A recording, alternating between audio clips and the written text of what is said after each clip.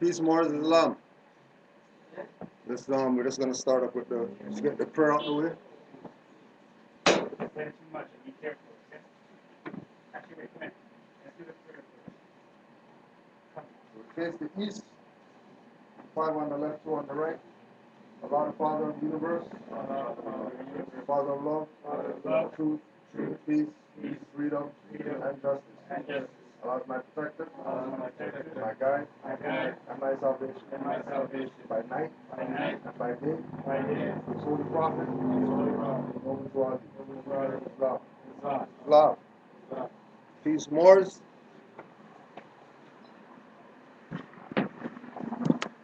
Oh, you wanna push the door in a little bit so we could kill some of the background. So today is titles of nobility. Anybody got the titles there? Just shoot out some titles of nobility. Start with the L. A. A.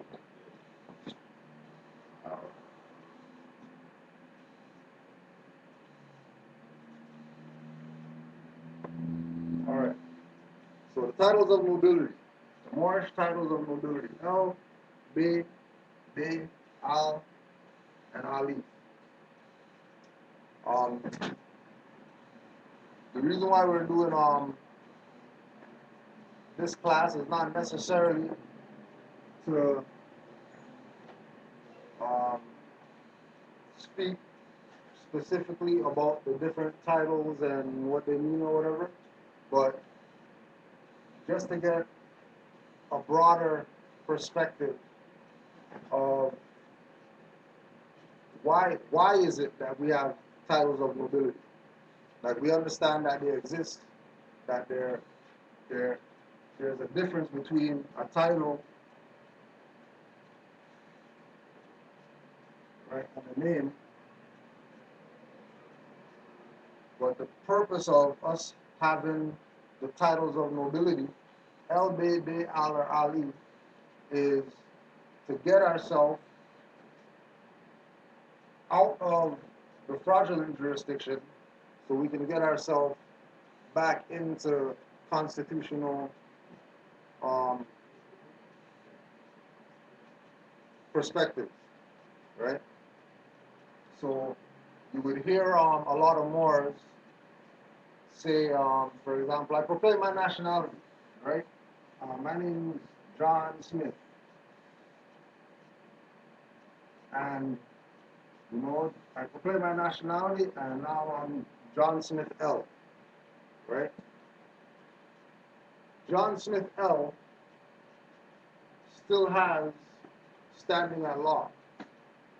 It might not be complete standing at law or absolute standing at law, but he still has standing at law based on being -L, right? Now, before having the L, just being John Smith, if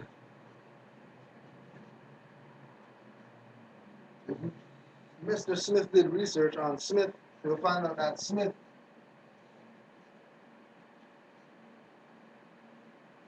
comes from blacksmith, right?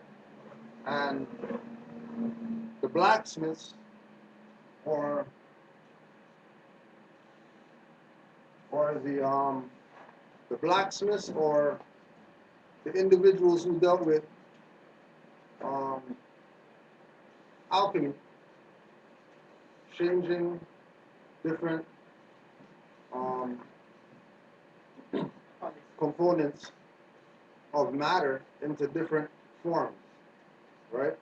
So to take a block of metal or whatever, make a sword, is alchemy, right? When you look at Alhambra, and then they talk about the designs of the Alhambra and stuff like that, and geometric designs and all this stuff, taking something from nothingness and making something worth something happen.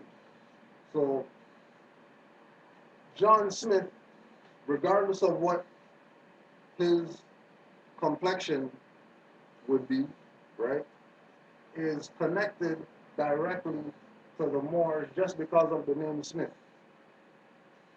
right? The conflict that people have of coming into the Moorish movement and saying John Smith and then putting L on the name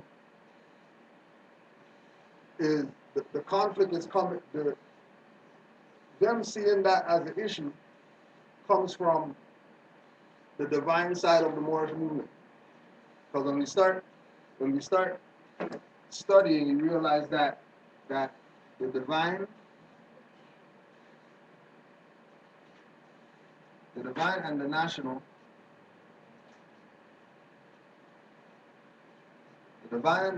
sides of the movement, both of these positions are only qualified or are only legitimate if these are applied. You could know these, know what they are, but if you don't apply them, knowing them is just information, right? So the national side of the movement is put L on your name and give yourself the opportunity to have standing at law if there's a challenge. The divine side of the movement is making sure that you are in harmony with the appellation that you choose, as well as the title of nobility that you choose. So your perspective has to be divine in order for you to really connect to the title of nobility that's going to go with your Moorish appellation, right? So there's got dictionary out here somewhere? Here. Yeah, there's one right here. Oh, and there's one under there. Which one? On the back side? No, on the bridge. What's the other one? What's the other one? Yeah, fine. Just, I mean, okay. Yeah, all I want to do is just do these ones. The titles. See if they're in there. Okay. Right? So, we're just going to look up some of these titles, right, in the unabridged dictionary, see if they're in there, and get the meanings of those. So the divine part of the movement, part of the divine aspect of the movement is knowing, right? Because knowing means that it's in your mind. Knowing means that if it's in your mind, it's going to go to your heart. Knowing means that if it's in your heart, it's going to be connected to your spirit, which is your breath, right? Which is using your breath in order to raise your vibrations would be considered spiritual or divine, right? So the name that we have, how is it that these names are going to be expressed from the individual that has it? They're either going to be writing it down or they're going to be talking, right? In order to speak these words, these titles, in order to activate these rituals, right? We have to consider that when Noble Drew Ali told the Moors, proclaim your nationality, and he gave us the names of power that we would apply to ourselves in order to activate the ancient and forefathers' mind state. He had to have been a prophet to pick these for us to use, opposed to anything else, right? Because there's many titles of nobility, right? These aren't the only titles of nobility. There's other titles of nobility as well that that were accessible at the time of Noble Drew Ali, but he chose not to use those ones, right? Because there's a frequency behind individuals that make the claim that they're Moors, right? It's totally different than anybody else having some name, title, appellation, whatever, saying that they're conscious and that's who they are as an individual. This is totally different than anybody else that says, you know, my name is John Smith, so now I'm a whatever, so I'm going to change my name to, this is not that, right? This is something that if we're going to identify ourselves as a particular name, title, appellation, etc., we have to be sure in why we're saying that we're that. Not that we're saying that we're that, but why we're saying that we're that. Just like we're saying with the name we were talking about earlier, right? Why Cujo? Because for me, logically, the day that I'm born on would be a good name to have. And it's really connected for me to myself. Because I'm named after the day that I was born on, or the day that I came to the planet on, or the day that I came back onto the planet, or whatever, right? Somebody who is studious, and they've known that, you know, that's been how I've always been, ever since kindergarten. You like studying or whatever like that. Then that would be something for you to use as a reference point for what you're going to call yourself, right? And then when you get to the title of nobility, now you have, just to put this out there, Ali is an exalted or a title that's given. So if an individual decides to say, you know, Ali is the name that I'm going to tie on to John Smith or Shaka Zulu or whatever, right? If the individual doesn't know what this is, as far as why they're calling themselves or why someone is tagging them with this particular name or title, right? That is going to be injurious to that individual. So the example of that is Muhammad Ali, who in old age and boxing or whatever gave him Parkinson's, right? That wasn't in my opinion, that wasn't something that happened because of his career. It's something that happened because people gave him a name that he wasn't qualified to have, right? Because if they gave him any of these names, El or Bey or Day or Al, it would give away too much. Because these names, El, Bey, and Al, are not as common as Ali, right? Everybody knows Ali is a high title, right? Because it's one of Allah's 99 names. So it's common knowledge, at least the people who are quote-unquote Muslim, that Ali is a name that has prestige. And not anybody is going to call that. Just like the title Effendi, right? Not everybody's going to have that. Just like the title President, right? Not everybody's going to have that.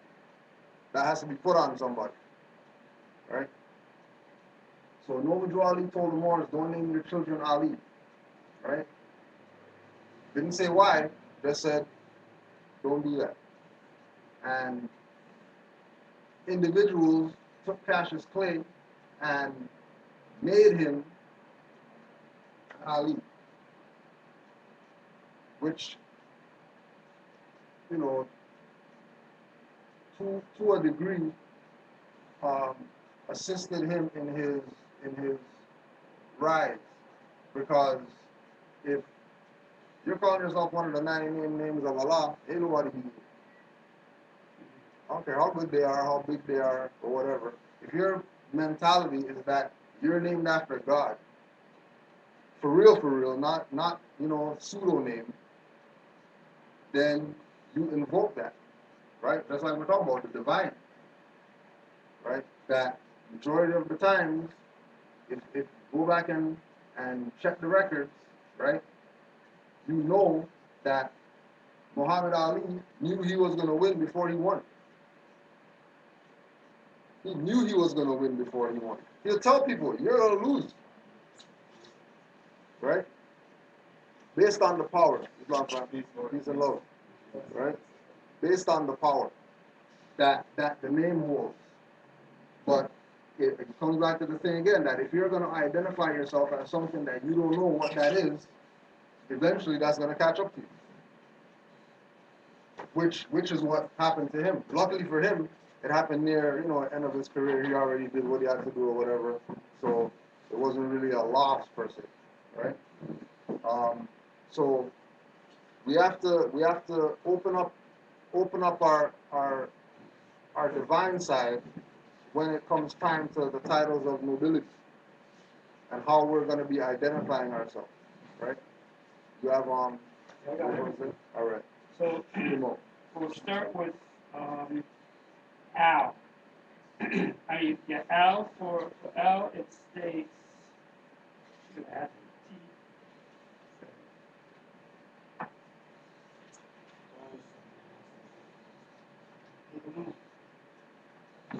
Okay, for Al, there's nothing for Al as it for this book. It's good, but it's not that good. But anyway, it just says for Al it has Alabama, the symbol for the element aluminum, alcohol, American Legion.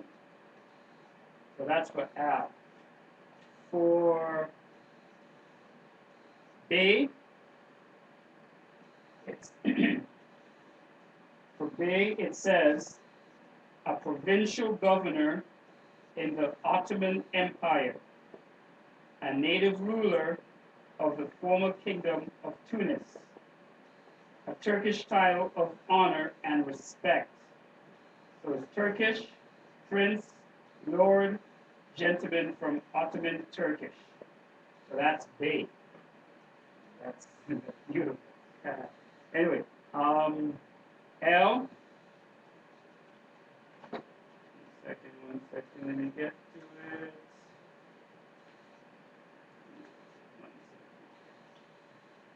Okay, L, it says, basically it just says informal for the letter L. Nothing much with L. For day, it says, the title of the governor of Algiers before the French conquest in 1830. Formerly a title held by a ruler of Tunis or Tripoli. Same as date. But this one's the date. And the last one is Ali.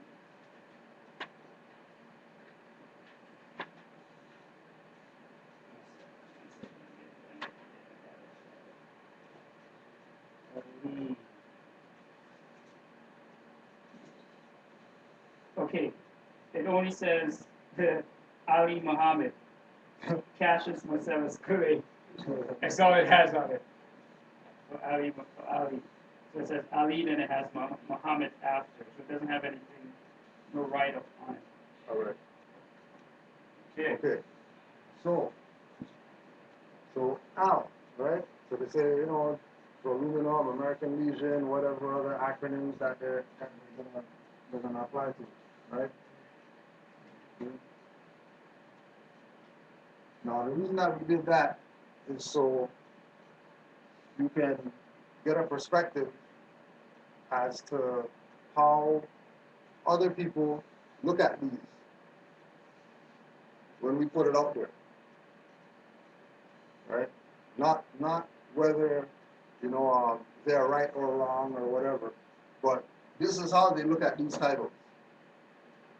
So if you say that your name's Ali, first place they're going to is Cassius Clay, right?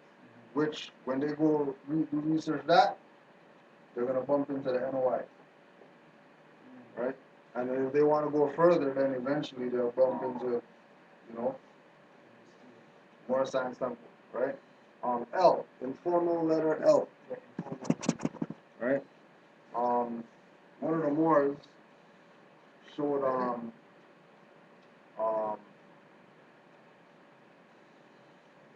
a list of brackets, L brackets, different size L brackets, right? So then it would say, right? What's it again? Bracket, and then size, right? So then it would say, 1 inch, 2 inch, 3 inch, whatever, going down the line, right? And then all the brackets are listed as L, L, L, L. Like going down the whole thing, like maybe like 50 different sizes or whatever, right? So the L bracket is dealing with the trade of carpentry, right? It's dealing with the trade of masonry, dealing with the trade of anything to do with building, right? Lines, angles, right, etc. Which again, if you study far enough, it's eventually going to lead you back to more, right? And this is talking about brackets for something, right? So you have two pieces or whatever, and then you want to join them, use the L bracket, right? So B, provincial governor, native ruler, Turkish title, prince, lord, Ottoman Empire. Right? Once again, this is what people see this as when they do their research. When we say, my name's Bay, this is where they're going in their mind. But remember that they don't stop here like, black power people trying to convince people that they're not Bays and L's. They don't stop at this. They go further into this, right? Ottoman Empire, and then the founder of the Ottoman Empire being a Bey, and the fact that the Ottoman Empire came out of the Moorish Empire when the Moorish Empire fell. So it's not really the Ottoman Empire, because,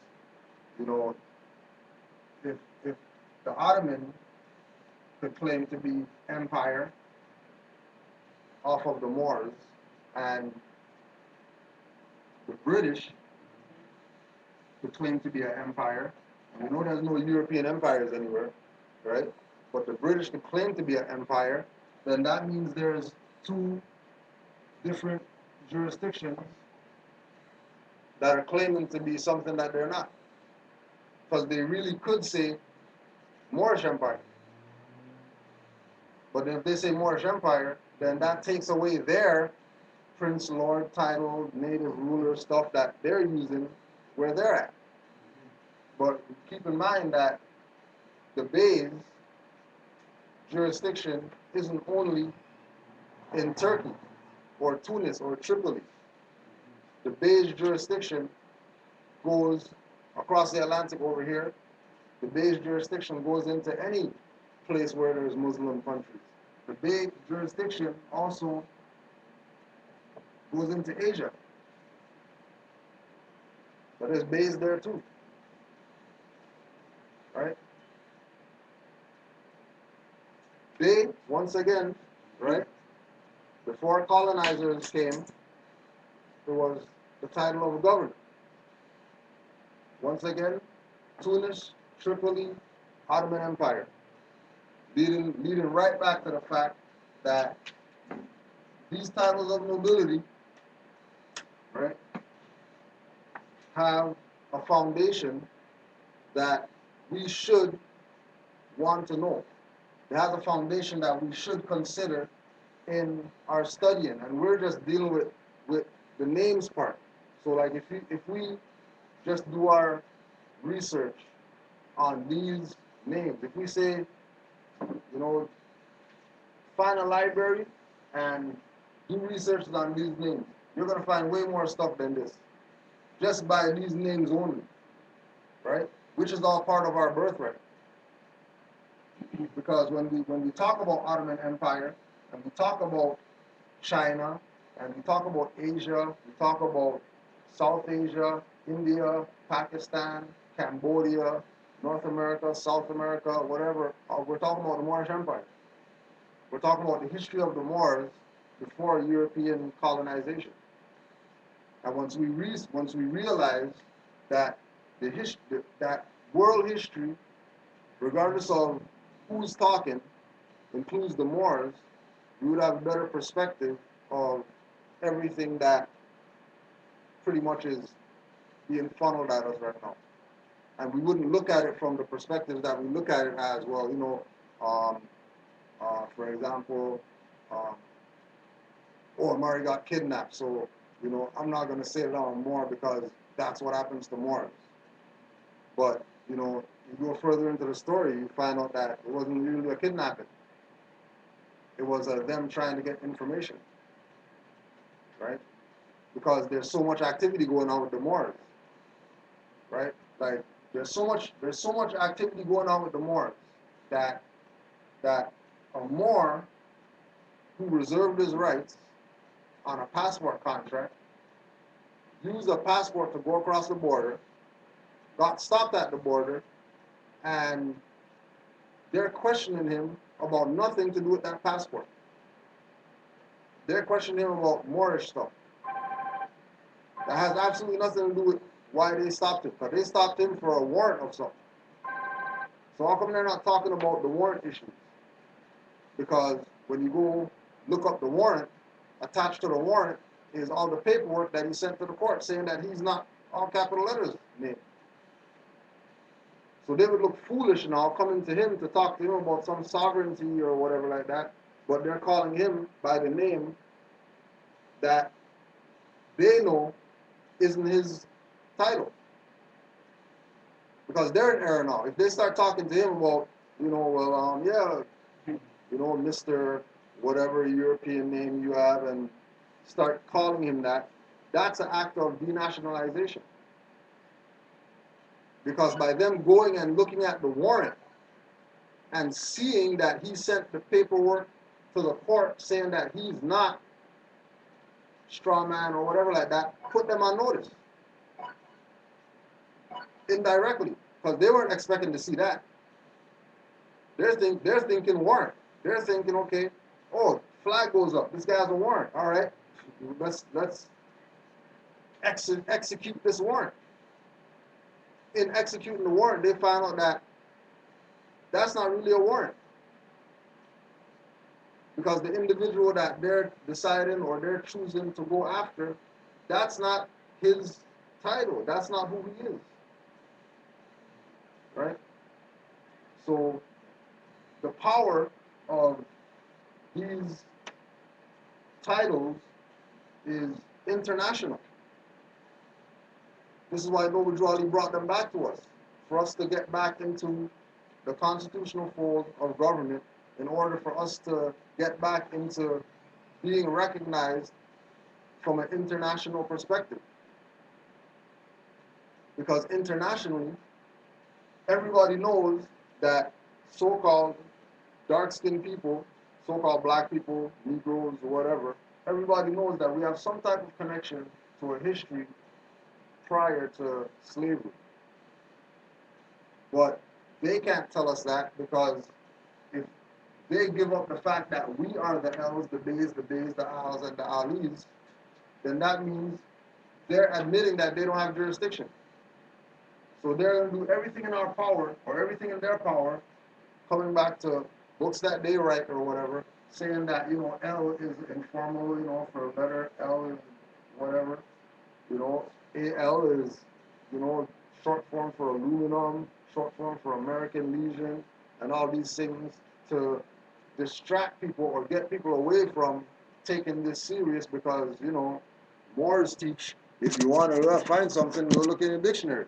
Well, I went to a dictionary and I want to use the name Al as my name, but it's talking about aluminum and stuff like that, right? And every other name that I want to choose, I don't really feel connected to it. I feel connected to Al, but there's a conflict, because I don't want to connect myself to anything aluminum or whatever. I don't want to connect myself to American Legion. I don't even know what that is. And then that's where the dictionary stops, right? And this individual now is going to take away or put down the name that they spiritually want to hold on to, and then they're going to pick up something else that might not be divinely harmonious with their being, and end up injuring themselves, right? Because we're more scientists for a reason. We're more scientists because this is a science, right? To just like when brothers like we use the fez example. When brothers get the fez first time. Like when you got the fez first time, you put the fez on. Something happened. It was different.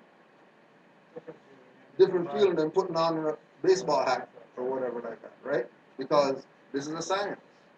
And Drawley introducing us back to this science is really for us to change our frequency. One, so people could look at us different, so we don't have to continually be on the, people are attacking me because or whatever. Like, ask anybody in here who identifies themselves as more. When they engage other people, other nations as Moors, they get a whole totally different reaction than they got when they said they were African, Negro, black, colored, whatever. Right? Big difference. Just by saying we're Moors. And then contrary or on top of that, they don't even know what the title is yet.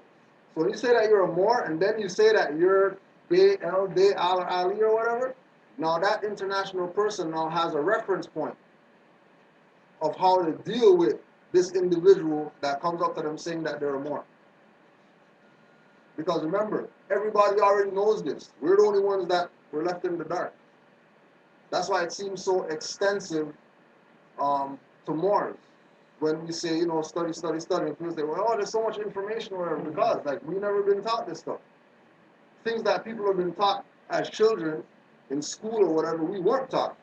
So now we're behind on that stuff, right? And then they go to their little, take child to work day, and then they go to work with their dad, and he takes them to the president, and they sit with the president for all day, instead of dad who works in the factory or whatever, right?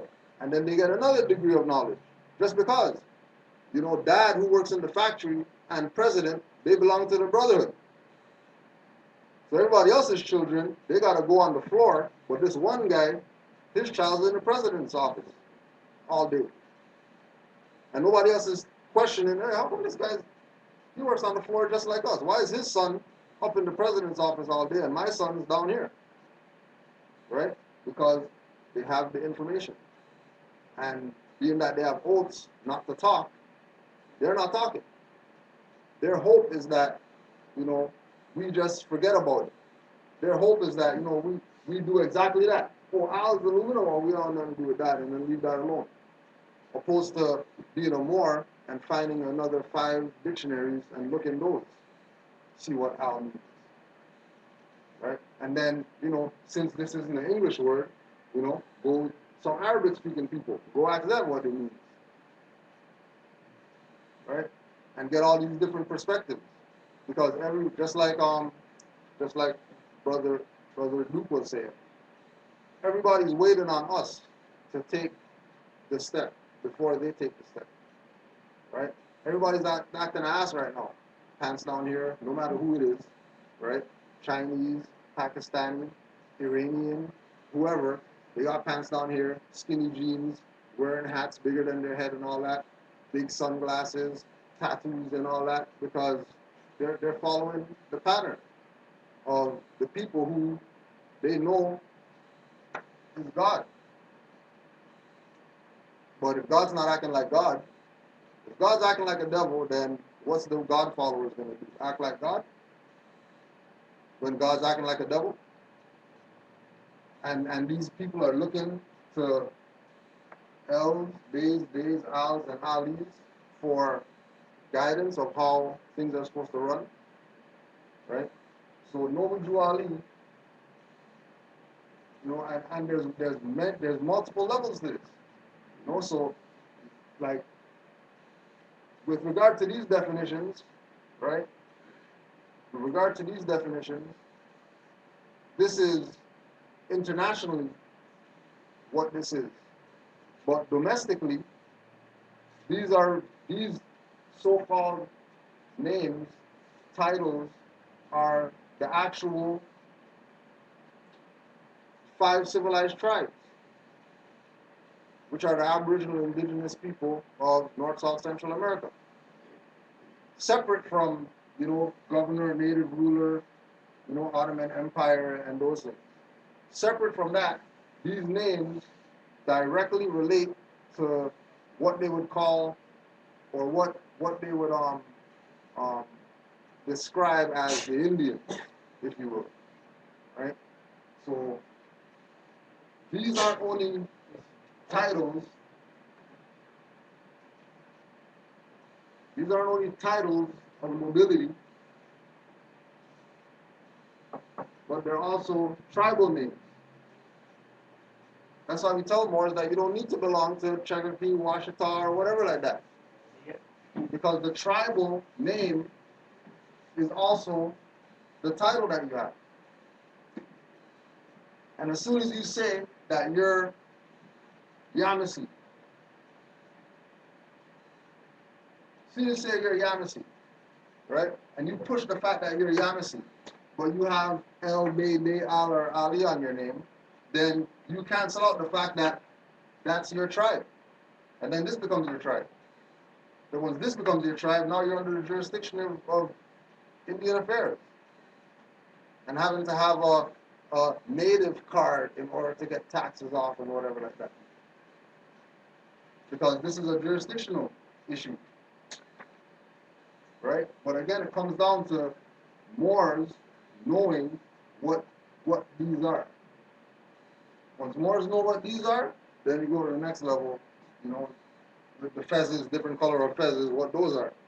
Then when you get those, then, holy books and what those are.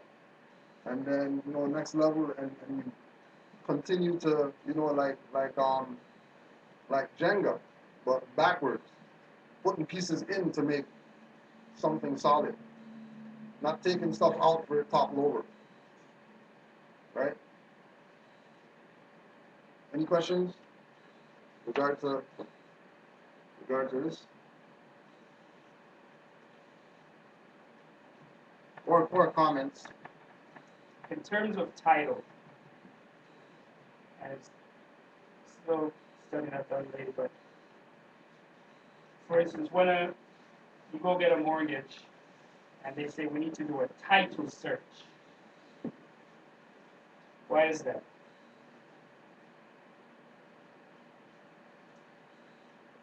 Got the glass over there?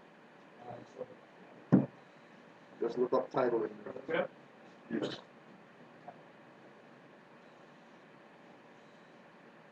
Why are they doing a title search?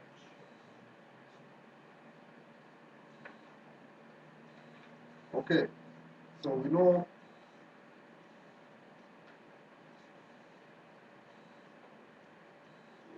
right? In a mortgage, it's vital that the person who's given this has a deed of trust, right? The deed of trust would be considered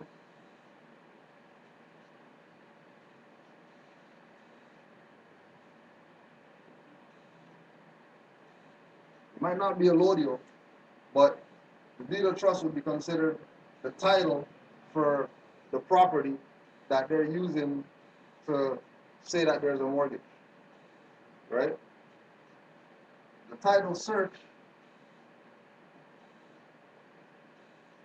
has to do with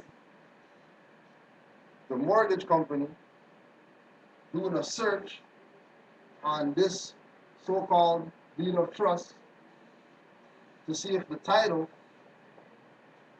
is abandoned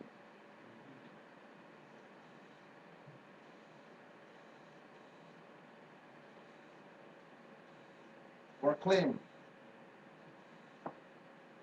So majority of the time when you get a mortgage, majority of the time when you get a mortgage,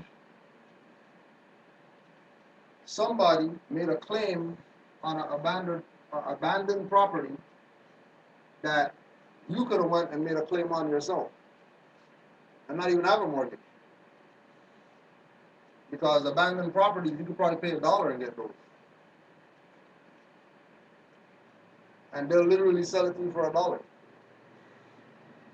depending on how long it's been abandoned for. When's the last time somebody made a claim on it? Did somebody make a claim on it? How did it become abandoned? Is it a revolving foreclosure door? You know that everybody who ever had this property abandoned it because they couldn't pay their mortgage, right? Which, keep in mind that the mortgage company never has this. If you go and check all these individuals that call themselves mortgage company, real estate broker or whatever like that, right? And you ask them this question, where's the deed of trust? Let me see the deed of trust. I just want to see the deed of trust, make sure that you're the guy that actually has the title for the property that I'm paying this mortgage to. And see if they show you that. And if they don't show you that, then that should tell you something about the mortgage company, real estate broker that did the title search to tell you that, yeah, you know, the house is available. Right, when they do those ones. Yeah, it's available, you can get it. And then you're going to go to them and you're going to put down, you know, they're going to put down a 4,000, right, to get a mortgage. But the reason why you got a mortgage is because it's supposed to be a loan.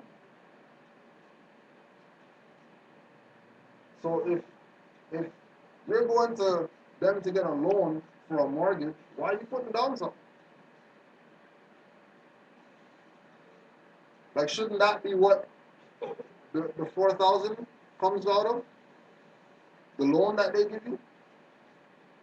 But if the individual doesn't have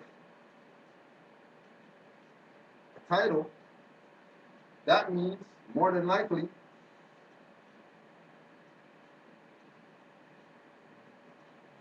they're incompetent. So you can tell them pay 4,000 down, and then you can tell them 4,000 a month, right, for the mortgage, and they're going to get something called a deed after, not of trust, remember, right? Not of trust. They're just going to get a deed, and then the deed is going to list them as tenant or occupier, or a renter. And then they're going to say that they own the property because they have this deed. So they have the deed, which means that they paid it off, right? Because they have the deed now, but they're paying property tax. That's still $4,000 a month. When they actually have the deed in their hand, saying that they own the property. So if you own it, why are you still paying $4,000 a month for property tax? Oh, because they have no title. Because they have no title, they're incompetent. And because they're incompetent, they don't know law, so they're ruled by contracts that they got from these guys. So they got a contract from these guys. They got a contract from the bank. They got a contract from whoever else. And none of these people signed it. Only them. The person who got the loan. And nobody else signed it. And then the individual misses this payment, and then they come and take the stuff back. Right? And when they take the stuff back, it's foreclosed. Right? But in order for you to get to this part where you get the loan and they say, yeah, you got there, whatever, and you sign your stuff and get it, right?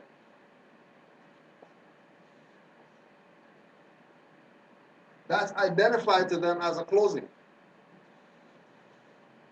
So if there's a closing and then you don't pay, and after the closing you don't pay, they call that foreclosing. But then for means before. How you have a foreclosing after a closing and be legitimate in law? How could you have a process identified as before happening after? Right? And then on top of the foreclosed, right? They're taking the stuff back. They're taking the house or whatever, right? You're not getting back anything that you put in, right? The deed of trust, they sold this to Germany or something like that. So they don't even have this to even say that they can foreclose on you.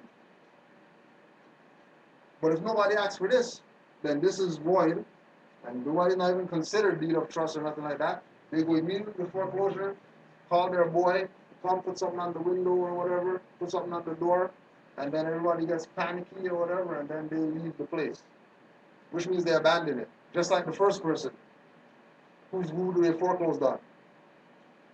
So now it's an abandoned property now sitting there now, and then they put it on the market again. Then they put the price up now. Instead of 450,000, now they can say 600,000. Because remember that the individual who foreclosed, 80% of the time, somebody buys a house, they fix it up. And then to them, when I sell, increase the property value or whatever. Okay, well, you just foreclosed. So all that property value is lost now. And now these guys take over. Oh, yeah, you have title? Oh, you got it? Yeah. Title? Well, they have a few definitions for it, right? Right, yeah, start at the top. All right. The radical meaning of this word appears to be that of a mark, style, or designation, a distinctive appellation, the name by which anything is known. Thus, in the law of persons, a title is an appellation of dignity or distinction, a name denoting the social rank of the person bearing it, as duke or count. So in legislation, the title of a statute is the heading or preliminary part, furnishing the name by which the act is individually known. It is usually prefixed to the statute in the form of a brief summary of its contents, as an act for the prevention of gaming. Again, the title of the patent is the short description of the invention, which is copied in letters patent from the inventor's petition. The title of a book or any literary composition is its name, that is, the heading or caption prefixed to it, and the disclosing the distinctive appellation by which it is to be known. This usually comprises a brief description of the subject matter and the name of its author. Then they have the law of trademarks. All right. So, title, right? Constitution. Constitution is a title of an act, right? Highway traffic. Highway traffic is the title of a code, right?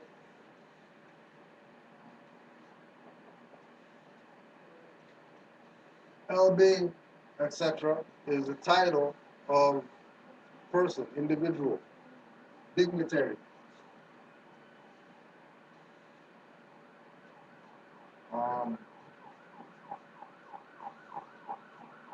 Royalty,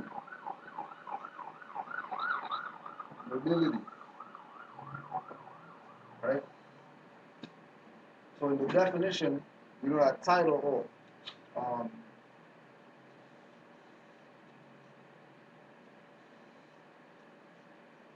Melodio, title, or whatever it may be.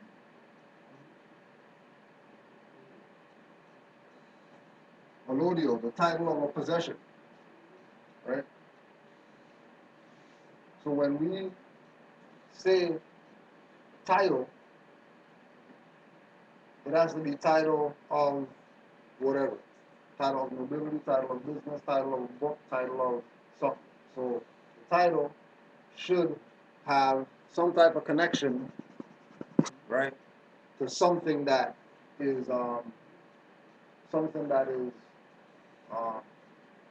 organic, something that something that has some substance, right? You don't put a title on something that you can't see or whatever, right? And when we are asked for, you know, what's my name or what's your title or whatever like that, you know, part of it sticking is how it's presented, right? So if it's presented, you know, yeah, my name is, you know, the weak handshake and stuff like that, they're probably not going to take serious. They're probably not going to take that title as something that they should honor or respect or whatever, because if the individual isn't going to be firm with it, then why should the person receiving it accept it or think that it's legitimate if the one who's presenting it isn't? Well, isn't that an actual rule in law where if you stutter, then Right. it basically Exactly. You cancel out what you're saying, right? Because you're not being sure. You're not being competent in your presentation. You know, it's like being if you're a pro, then you shouldn't be doing rookie stuff, right? If you're a professional at something, then you shouldn't be doing novice activity, right? You should be doing things professionally, right? I think that was about it that we had for that. You know, you want to make sure that clear up, you know, perspectives and stuff like that. So if anybody got questions or anything, you could present those right now. I just wanted to also read from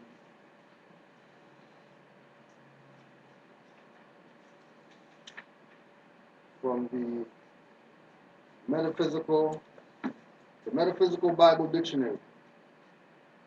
Prophet, a teacher, one who receives the inspiration of spirit, an understanding of spiritual law, and imparts it to others. A prophet, an individual consciousness, is a thought that is in contact with spirit, that receives revelations direct from the Holy Spirit. It knows and understands divine law and its working. Therefore, it warns and instructs the other thoughts. The prophets of old seem to stand between God and the people. It is through them that the people receive divine guidance. A prophet is one who states the spiritual law. The prophets represent divine law. The prophet is the promise of God.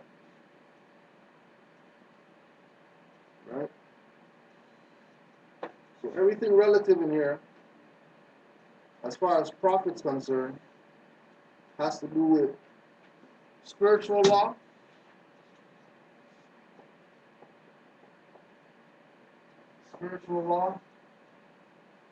and divine law.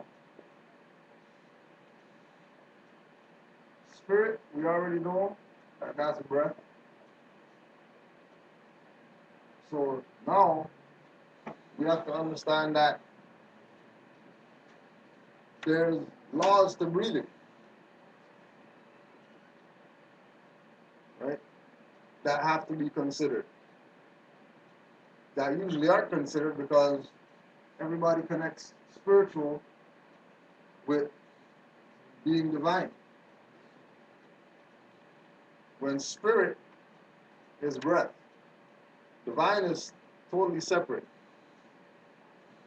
right? And again, law being the key ingredient in making a prophet not false. Because every prophet deals with law first as a standard. Right? Every prophet deals with law first. Not dealing with law isn't an option.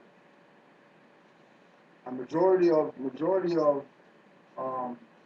individuals who you're going to have interactions with eventually, as soon as you start talking about profit and all that, you know, they start going to the angle of not respecting the fact that you have one of those. Because, you know, we're black guys, you know, we're the gods. We don't need no prophets or whatever, right? And they're not going to go at everybody else who says that they got one. They're not going to go at Asians who got prophet. They're not going to go at natives who got prophet. Tell them that their prophets are fraud and all that stuff. But as soon as more start talking about Nobility, there's a problem with prophet all of a sudden. Right? Because us having our own prophet that came amongst us, that spoke language that we spoke, that looked like us, means that we don't need any of these other prophets out here that people are claiming are the ones that we should have. And that's the good one, and you know, these ones are the bad ones. It's a theme that prophets come to the people that need them the most. Even though the concept of a prophet is international, that anybody could pick it up. If somebody says, I'm prophet, whatever, they're not only for those people that they came around. They're for anybody that understands the concepts, because all prophets deal with spiritual law, divine law, also nature's law, even though it's not in the definition. Right? So those three aspects of law are what allows the prophet to be able to administer the lessons that they have to administer to these people who don't have the mental capacity to comprehend things higher than where the prophet said. That's why Nobility told the Moors, if I told you everything, you'll go back to sleep. So he specifically didn't tell the Moors everything, because the objective is for us to go study in order to know. Because Nobility told the Moors, man knows not by being told, which means you gotta go study again. Right? What's all these Moors doing here? Only half of you are going to be saved and I have fingers left over. Why? Because the majority of people weren't studying. And the only way that we're going to know thyself is if we study. And study from sources that are credible. And majority of us study from sources that have no credibility because, you know, their connection to the divine is not as strong as it's supposed to be. Their connection to the divine is tainted. And if somebody has a tainted perspective of the divine, right? And they're trying to tell somebody it's like El Hajj, right? El Hajj went and took the Hajj, right? Came back here and changed his tone and started speaking more humanitarian and stopped talking black, white, and all that, right? Malcolm X. Okay? When he came back from Hajj, he was a totally different individual, which means that he was starting from the beginning again.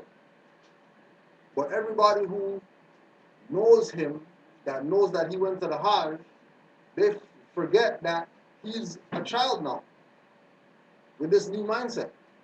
But they're still treating him like he's Malcolm X that left to go to the Hajj. And they're expecting certain things from him that he can't provide because he has a new mind frame that he's not even in it yet. He's still trying to grasp this idea that he got from Mecca when he came back. And people are looking at him to be a teacher when he's a student and he's not in a position to be able to teach. Right? So, you know, that's the position that, you know, when we start getting into this information, right? And we start speaking this information to other people. First thing they want to know is where do you get that information from, right? And then you go down the line that, you know, okay, you have this source, this source, this source. Eventually you're going to get down to Prophet Nobility. And then that's where the whole thing starts with, you know, worshiping men and why you have a man between you and God and whatever like that. When, you know, we looked up prophet in the Metaphysical Bible Dictionary and it has absolutely nothing to do with physical individuals. It's a thought. A prophet is a thought of the higher power. The Most High thought, and then a prophet appeared to tell the people what they have to do in order to get back to the Most High. Whether they take it or not, that's up to them, right? Which is why you have, you know, the sayings like, you know, Jesus telling them, you know, I'm about my Father's work. What are you guys bothering me when I'm about doing my Father's work? I'm about doing the work that has to be done to redeem these people, right? Noble Drew Ali saying, you know, I can teach you better from the soul plane. This is before he passed. So before he passed, he told the Moors, I'm going to go teach y'all from the soul plane because obviously you're not getting it here. And he got assassinated, right? Which means he had hindsight that was going to happen. Which means he knew, probably down to the date, time that the stuff was going to go down. That he was able to put all these things in place so that the Moors could have something. Right? And, you know, the influence of the opportunists that took a position in taking him out is the perspective that people follow. And that is why we're here. Because they didn't stick to the program that the Prophet brought. Because when you do your research on Noble Drew Ali, you're going to find that there's people that say that they were reincarnated and all that. People who said that they were actually Noble Drew Ali himself coming back, right? People who took the position of claiming to be things that weren't even part of the Moorish movement. But, you know, if people have supreme conviction in a being that is presenting something to them so logical that they're just going to jump on it, if that person leaves, and these individuals weren't studying and all that, then what's going to happen to this perspective? It's obviously going to fall. Deck of cards fall because the foundation, right? Like um, so-called Jesus had 12 disciples. Their job was to go teach people what he brought. They're not supposed to be following behind him like there are some Jesus worshippers. They're supposed to get the lessons and then take the lessons and then bring it to the people. But it doesn't go like that when people don't have a clear perspective in their mind as to where they're going. Which is the reason why Nobility came, because our mentality was away from our ancient foremothers and forefathers, which is why we received what we received during so-called slavery, because we wanted to be some things that we are not. And as soon as you start saying that you're something other than what you are, don't get mad at the abuser. Get mad at yourself. As soon as you realize that, damn, why are they attacking me and all this type of stuff? Realize something's up with self. It can be positive or negative, because people don't attack you only because you did something bad. People attack you because you do good too. Especially when you do good and you say good, that's gonna topple all the stuff they've been telling people, lying to people about forever. You know? You had some questions that you wrote down? You got them still? Yeah, if you got them, bring them up. If anybody else got questions, feel free to shoot them up.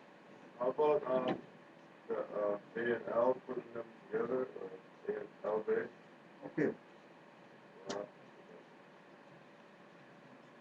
Putting the L and B together is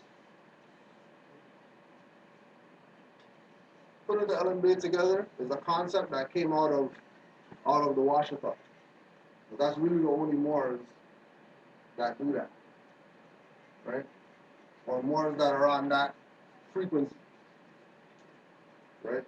But it's not something that Noble Drew Ali brought or whatever like that.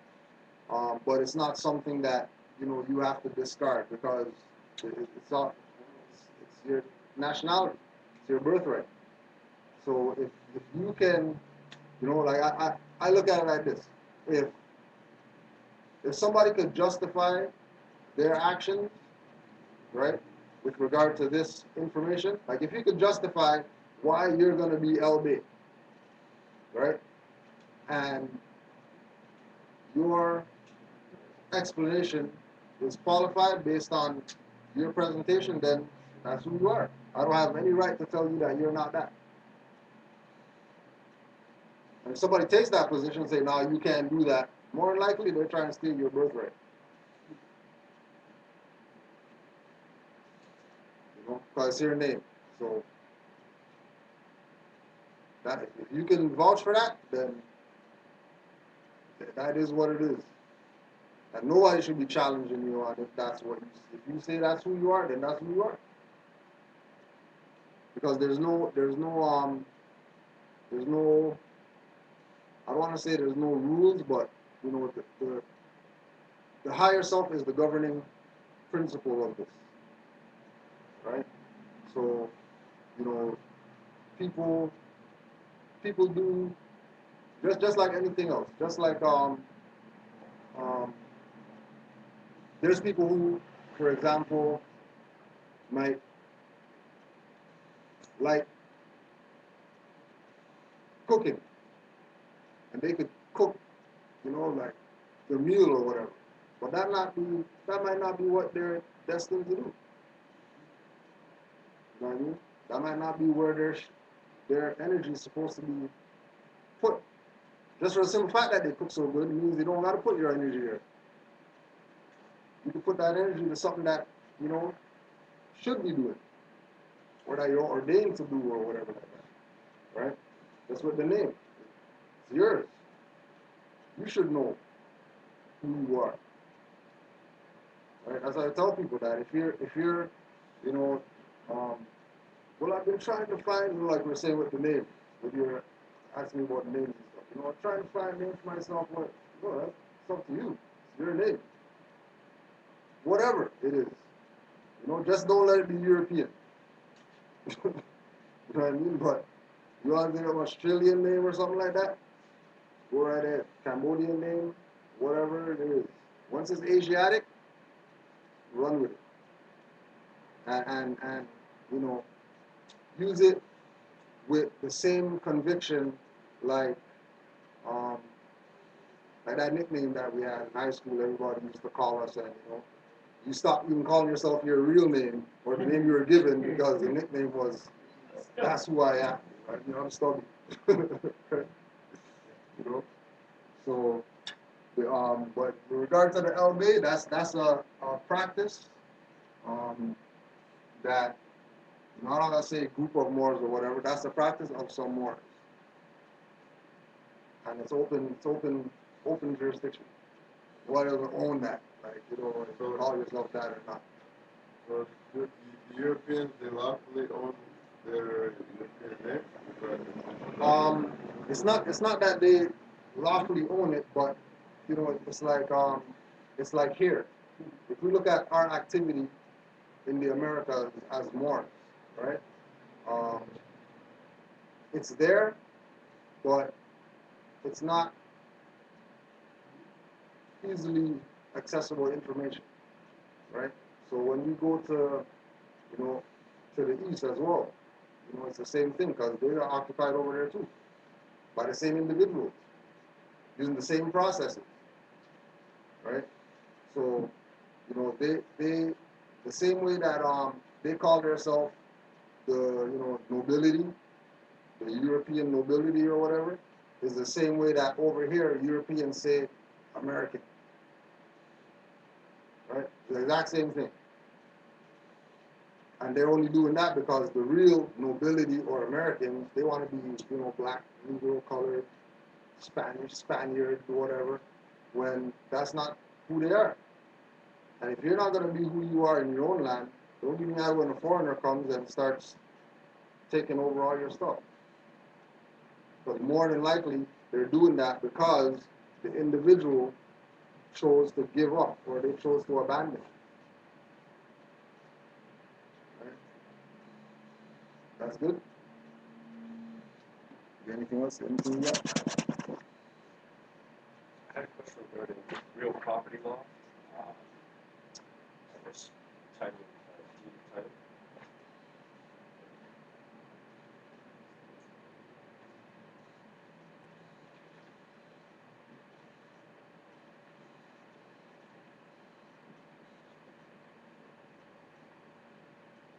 Okay, so what you want to do is you want to do your research on real property. What's that? Right? And then after real property law.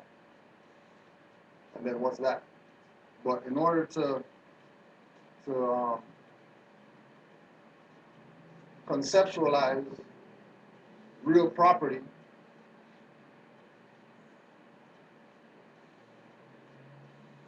the key is knowing about nationality. Because this is the foundation to you being able to even have something called real property. Right? So like people who are Negro, black, colored, right? Who make that claim as that's who they are. They can't talk about this. They can talk about it amongst each other or whatever. Yeah, we got it all, we got it, whatever like that. But as soon as they go to the real level with this, they're going to realize that it's a controlled market, right? You're going to buy what we say you can buy. I don't care how much money you got.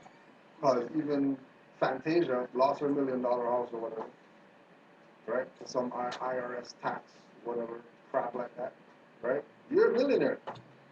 You lost a mansion? Like, how are you a millionaire? You lost a mansion. So some IRS stuff. Not even, you know what I mean? That you got foreclosed on because you couldn't pay. You owe the IRS and they took your stuff. Right? All comes back to, do they have And that's the why perspective of nationality that's why European nobility uses titles in order to have claim over over land. land that's not theirs? Because they have the title. And then the people of that land don't. Yeah, no, I think I forgot to push record. It was a good one, man. Well, you realize you caught it? Yeah. Oh, okay, yeah. Right. Okay, so the concept of real property, allodial,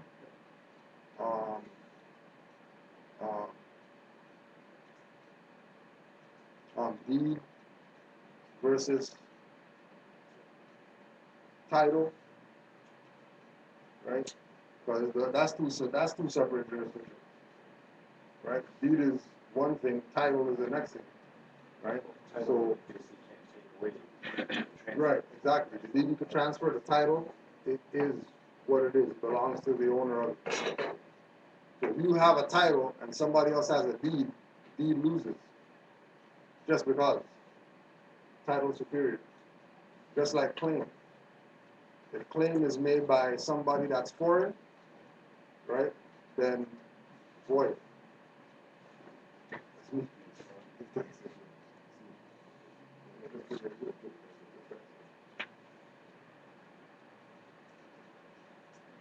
Yeah, right? So good. Where are all the titles for land in Canaan? What are the titles? Where are the titles? Well, right now you have the um,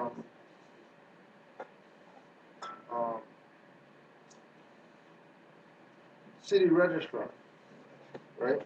That houses those documents, let's say, right? But the city registrar doesn't have jurisdiction to talk about titles of anything, but they could talk deeds.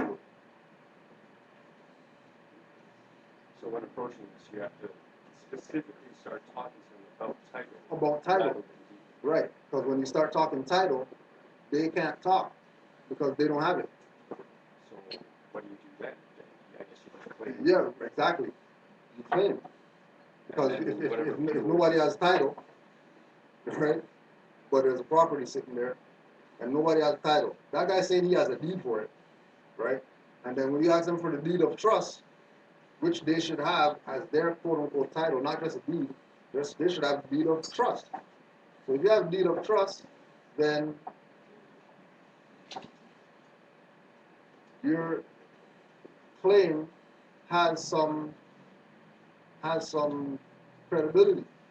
But if I ask you for a deed of trust and you don't have it, and I ask you for a deed and you have it, then no, you also have to remember that if there is a deed floating around, more than likely there's a contract that is creating that deed, right? And if that contract has a time, like if that contract has a pay by a certain time or whatever, and you didn't pay, right? If you didn't pay, then what they say is what it is. Because remember, if the nationality isn't there in the mind of the individual or in their activity when dealing with these people, right? So you can't deal. So, like you're saying, somebody makes a claim, right? And we want to counter the claim. We can't counter the claim as Negroes. We can't ask them about deeds of trust and do you have deeds and whatever without a nationality. And then that's the issue that so-called Negro, black, colored people have when they get into the sovereignty information, which is why they stop brother at the border. Because they're realizing that, how come you say that you're a Moor, but there's people who look like you that they don't say that they're Moors, but they're doing the same activities that you guys are doing. Oh, because they're playing the sovereign, so that means you guys are sovereign too, because they look like you. No, no, we're not. We don't do the sovereignty. That's those people's stuff. But anybody who claims to be sovereign know that they're not Moors. They're playing some foreigner game. But that's what it is. Because it's about time that the people start being who they are and stop faking. You only need sovereignty in someone else's land. Why would you need to be sovereign? Right, in your own land. Exactly. Exactly. You would only need to be sovereign in somebody else's land. So if somebody's Asiatic and they're saying that a European is sovereign, right? Oh yeah, that European over there is sovereign and he taught me about right to travel. You just admitted that this is not your own land. And then if this is not your own land, then why are you trying to right to travel? This isn't your land. What right to travel have to do with you and this is not your land? That's a contradiction. Right? Um, what's worse is that these individuals, mainly the Europeans, who are pushing the sovereignty ideal, they're not pushing it, telling people that, the sovereignty we're using is the Moroccan Empire's sovereignty in order to say that we're a free man on the land or children of God or I went to the court and I put up this video, I went to the court, I kicked the judge's ass and all that stuff. They're not talking about Mormons. They're talking about they're free people. You're not free. You guys are slaves. How are you guys free when you came over here as slaves? Who freed you guys? We didn't free you guys. You guys still under contract or bonded through that Treaty of Peace and Friendship. You're not free over here. And this little sovereignty that we gave them doesn't give them no right to go drive around. But I mean, if every Negro, black, colored person has a license for a vehicle, they registered with the state, which means they gave up their birthright. Then every European who knows that, hey, these guys gave up their birthright, that means we can go claim their birthright then. If they don't want it, they want to have licenses, yeah. You have all the licenses that you want. Even though every Asiatic probably has a license that's suspended, insurance that ain't legit or whatever, they just have the pink slip or whatever like that, which means they're really practicing right to travel, really, right? Because they're driving on a fraud license and they're driving with no insurance. And they're not getting in any accidents. And they've been doing that for the past 10 years and never got stopped, never paid no tickets or nothing, and they have no insurance or whatever. Right? That's right to travel that they're exercising. So I guess they would be able to travel without a license. Should be able to. But then if they go there, if they go as far as, well, I don't have a license, I don't have insurance, let me just take the plates off, right? Now they get trapped up. Because that quote-unquote motor vehicle is still registered. And they didn't make a claim on that. They kept that registered with them. Then they took the plates off, got rid of the license. Said, yeah, okay, yeah, we got this right now, or whatever. Okay, well now you're in supreme violation. Because through that license, you have a contract that you're supposed to have all the stuff that they say that you have, that you're supposed to have. Unless that license was made under your straw man name. Right? But most times the license is under the straw man. Right. So, but then once you claim your nationality and can prove that, then wouldn't that be null and void? And then if that's null and void, then you should have Moorish plates.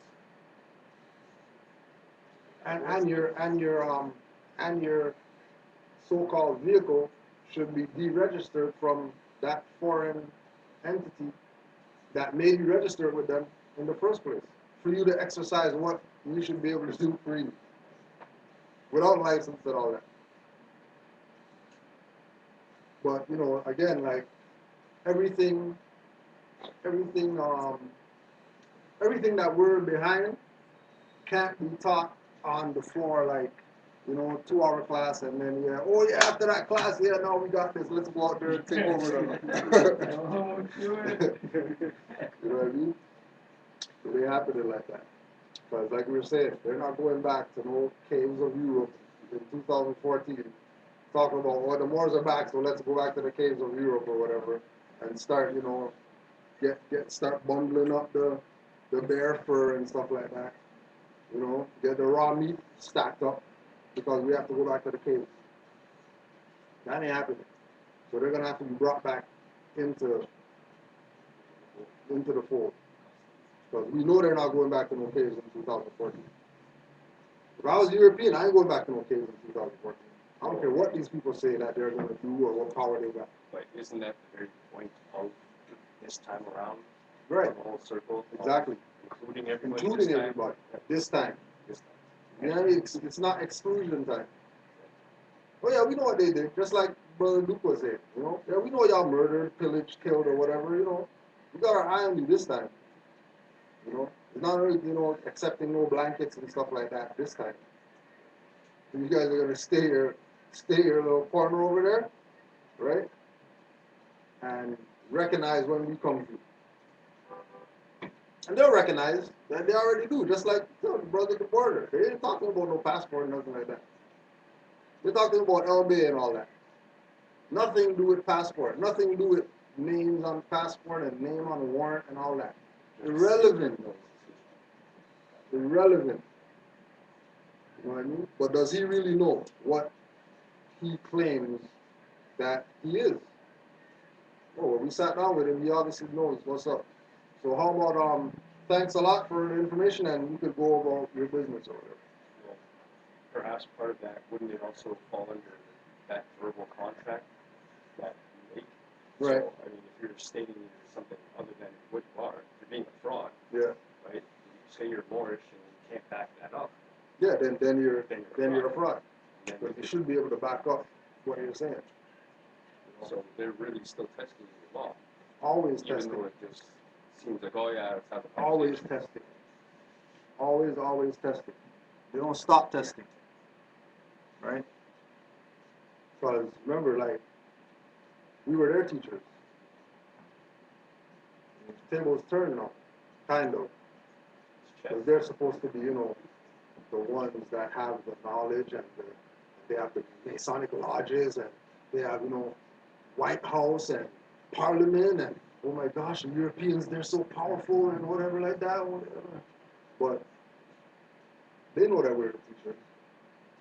They know that we're the founders of civilization. But they also know that we're not black people. They also know that if we say that we're black people, then that gives them the power, and then we take what we think that they got, right? Something I found in Black's Law Dictionary edition number 2. It talked about the difference between black rent and white rent. Black rent?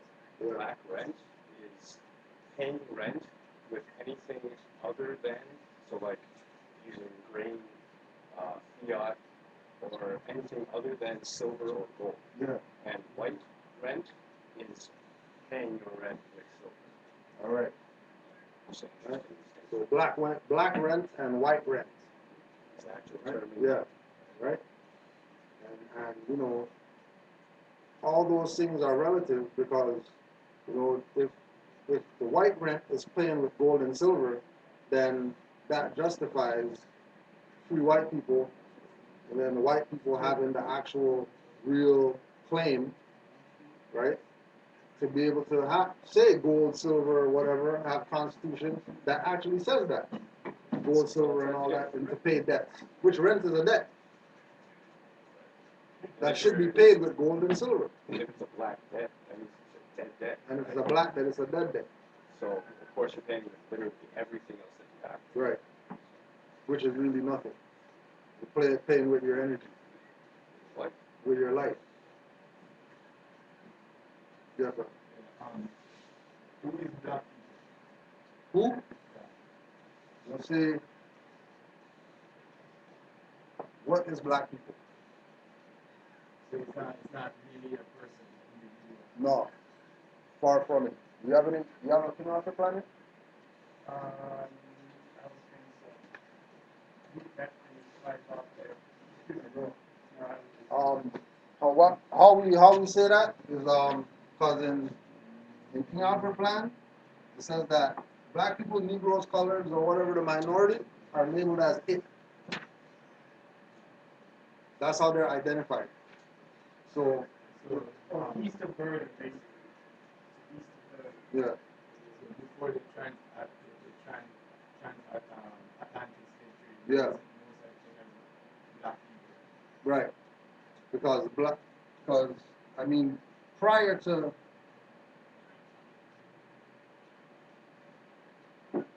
the term black existed, but black people didn't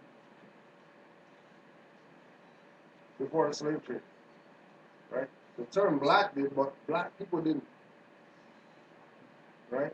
But then before the transatlantic slave trade, the term black meant pale on another level, right? So when if the term black means pale, and then by the time we get out of the slavery, we're saying that we're black people, then we're saying that we're the pale people, which are really the Slavics or the slaves. Sure, like Russian. Yeah, which are Russians or whatever. Hence, us being identified as the slaves because we took over the title of pale, which they know that that's them. So, like, for instance, with a piece of cloth, the color black, what would that have been going Um, at? Like, no, we would say, like, it's a black cloth. right, right. But see, like the the the context um, of the meaning of the etymology isn't just pale. It's also shine as well, right? So it might not be relative to certain things, right? They'll just use, it's like if you have something that's um It's a law terminology. well, not necessarily only law terminology, but like if you have um something like paisley print or something that has designs or whatever like that, you're not gonna call it by all the colors that's in there. You know what I mean? You're not gonna see Something shiny. So, for instance, if you have a gold ring and it's shining in the sun, they would consider that to be black. it could be considered but the thing itself is gold. So, black is not, it's not the absence of light. It's not, Um, it's not really. Later it became that. So it didn't start with You know what I as a mean? color. Yeah, it didn't start out as that is black, right? Um, even when we look at um, things like uh, pen. If you go a certain place, a black pen is a Negro. Yeah. It's not talking about an individual, Yeah. but it's called Negro. Yeah, right, Negro. That's how it's identified. It's not a pen that's a Negro or whatever. It's Negro. It's really wrong to call like different shade, different skin color to all classify it and say you're all black. As one, yeah, because it's not really that. If we break it down from colors, black's not a color; it's a shade, Yeah. right? So So we can't be colored. yeah, and you never get to the black. if we line up all the people or whatever, it's just gonna be light, brown, and then it'll be purple, bluish, whatever before it even gets to black. If it even gets to black, as far as the identity of that individual. Because there's people who are midnight, but they don't look like their hair still. So before all that, then, like people, for instance, people from West Africa and from South Africa, like the Zulu people, Yeah. they don't consider themselves as black people. Yeah, no, they consider themselves Zulus or Okay, so the shade of their skin was totally irrelevant. it was irrelevant. Yeah, in it was irrelevant. classifying who they are. Exactly, it was irrelevant in classifying who they are because there was no need to. It wasn't even something that you don't even go there. You know what I mean? Today we go there because of the indoctrination and language, all the stuff's changing up, switching up, or whatever, connotative meanings versus denotative meanings and all that. But in ancient times, it wasn't even something that would adjectives wouldn't relate to skin tone.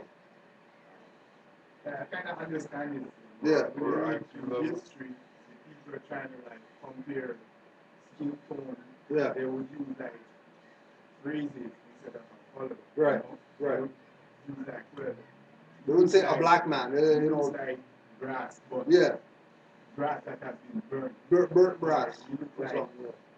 something, but that Right. missing sunlight or Right, something. right, Let right. you know that. Right. A little bit lighter in color, in shade, Or darker, or whatever. Right. I'm sorry, isn't that a way of renationalizing us in the sense that we should refer to ourselves as a nation and by Right. that Yeah. color, Yeah. and that way they can really denationalize us by having us Labeling as a ourselves. color Right, right. instead of saying But- you are European but then- or you are African. Exactly. But remember, with denationalization, the way denationalization works best is when it's done by the individual themselves. Right? So we can say they do that to denationalize us, right?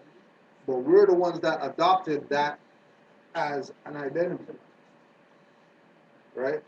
We didn't have to adopt that as identity. We heard somebody, I'm black and I'm proud, and then we said, yeah, that's a good idea. And then we jumped on it. Or, blacker the berry, sweeter the juice, and whatever like that. Well, yeah, well, I'm the blackest berry of all. Well, not really, because you're not a berry or whatever. Right? But it's go ahead. Yeah. How does the Winston Church teaching amalgamated with this teaching? Because isn't Winston showing how we can get back into jurisdiction, get back our legal rights? Does this group really have the Winston Church teaching to get back in line? The problem with Winston Shroud is he's European. I thought maybe. Well, I mean, Or because he's more helping the natives to get back in line. yeah, but if the teacher, okay, if there's somebody that says that they're native, right, and they want to get back in line with their rights and their freedoms, right? First thing they got to do is stop calling themselves Indian. Forget about processes and paperwork and filing stuff and claiming land and whatever like that. First thing they got to stop doing is call themselves Indian. That's the first thing. Second thing they got to stop doing is call themselves native.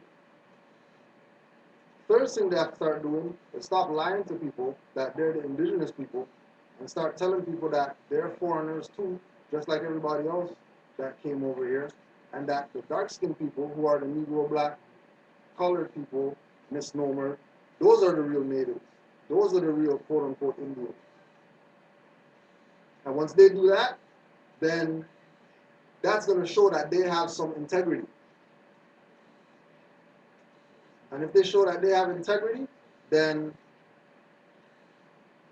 the great spirits that they look up to and whatever like that would have a little bit more honor for them and help them out more than they've been getting helped out. The problem is to govern, you must get back the gold, Yeah. back instead of the fiat currency. So we have to move back into governing. We can't govern without the gold. And the fact that they took the gold out of circulation in 1933, Yeah. isn't that the Winston Church a way of realigning us back How about, to get back the power of finance. how come Winston Churchill, because there's another European, right? There's another European that talks just like that, right? How come Wilson, you ever hear Winston Churchill talk about the rule of law, bringing that back? But obviously you study his stuff a little bit. You ever heard him mention the rule of law?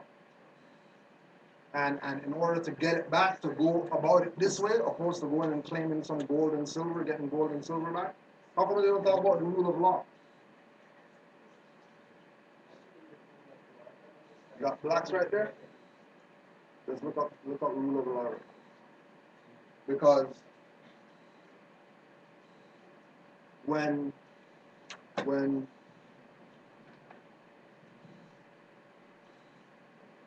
people are in your jurisdiction, right? You ever have somebody come to your house and they don't want to leave, but you don't want to tell them, you got to leave, but they just chill kind of, and no matter what it is that you do, I gotta, oh, my phone just rang, I gotta go to the, and they're just, let me get some juice or whatever. Right? You got stuff to do, and they're chilling, right? That's what those guys are doing, because they know that they're in your house. They know that they're in your house. They know that if Negro, black, colored people wake up, they don't have a home. So they didn't have a home in the first place. So we gave them Europe. Right? Like Europe's not European. We gave Europe to them. So technically they don't have a home. Well, that's what he's teaching. They came Right. here in bankruptcy. And Who's they? like Europeans came in bankruptcy. Yeah. Who's the Europeans that came? If they're not European, so what are they? Well, they didn't come from Europe, right? They came to Europe, in essence. So they're not European. So what is their true proper name? Right? Like for example, right? Like if these Europeans, right, are saying that, or let's not say European, a native is teaching that Europeans came over here, right? And then when they came over here, they caused this place to be bankrupt, or they came over here bankrupt. They didn't come over here with anything, right? But his name's Shroud, which is European. What does that mean about him? His name's William or whatever. Well, yeah, but he's saying he's talking about redeeming the commercial redemption. Right. Like how to not be enslaved financially, but Right. to take you out of that financial bind. And so take us out of that fraud, right? And go into what? Because there has to be an alternative. If we're going to come out of the fraud, there has to be something that we're going into to not be in the fraud. Or you're coming out the fraud to go back in the fraud under a different name disguised as something different. Because you can't come out of fraud into nothing. I can't say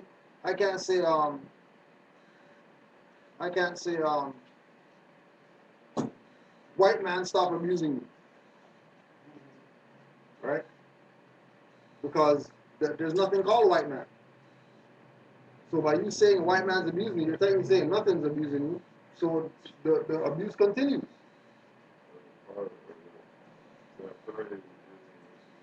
Or the authority that the individual is using to abuse you is not their authority to use to do that. But if they can get us to think that, yeah, he has some authority to speak on, commercial, whatever, stuff like that, because he says he's, whatever, and he has this documentation, and he has these books and stuff, and he's showing how to go through this process and all that stuff. And then Asiatics listen to him, and they go through that process. We all understand what nationality is, what birthrights is, what law is, what the rule of law is.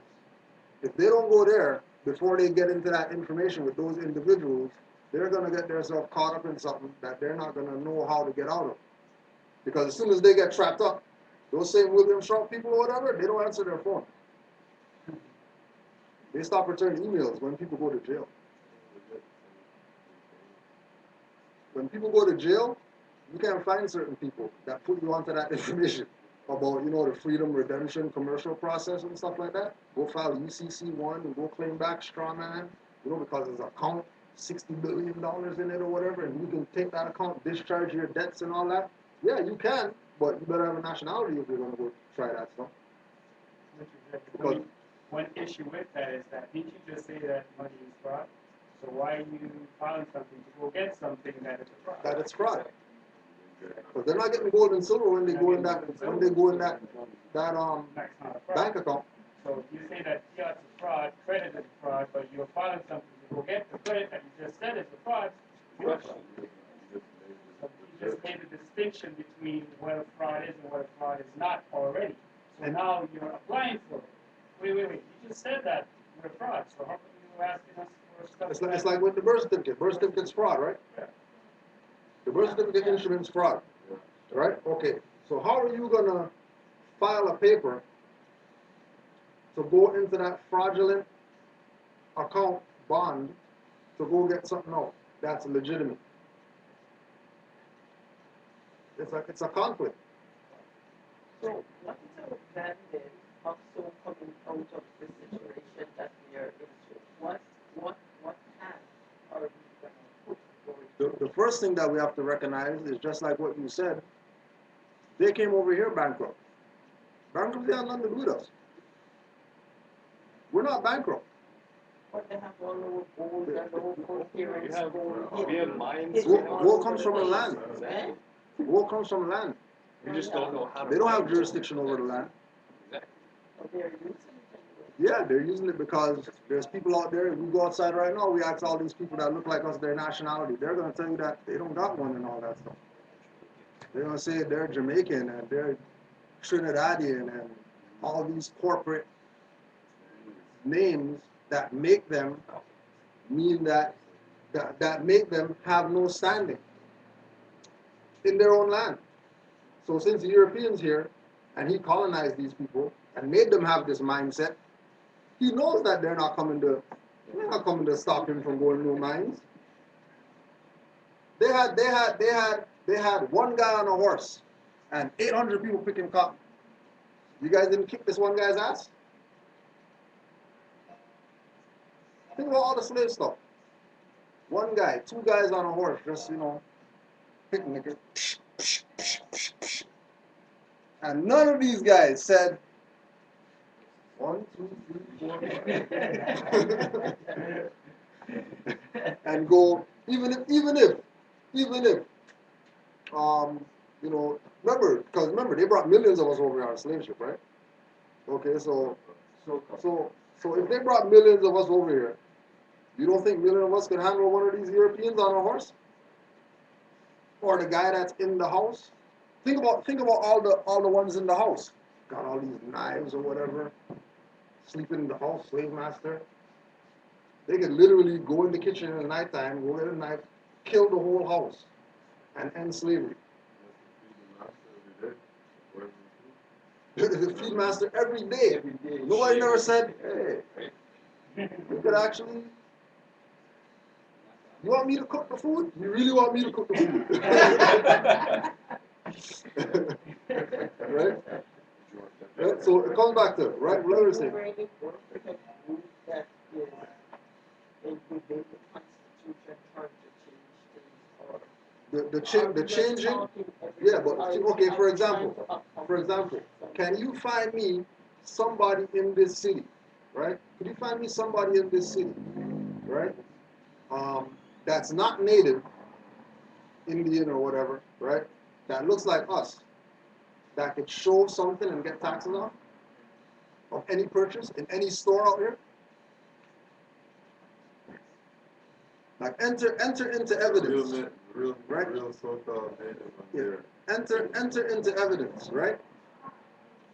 Enter into evidence in our little conversation, our little group discussion, right? One of these groups out here called for the liberation of our people, black people, Negroes, Africans, whatever they call themselves. Find me one of them, other than us, who could show me a receipt, right, that they got taxes off on a purchase.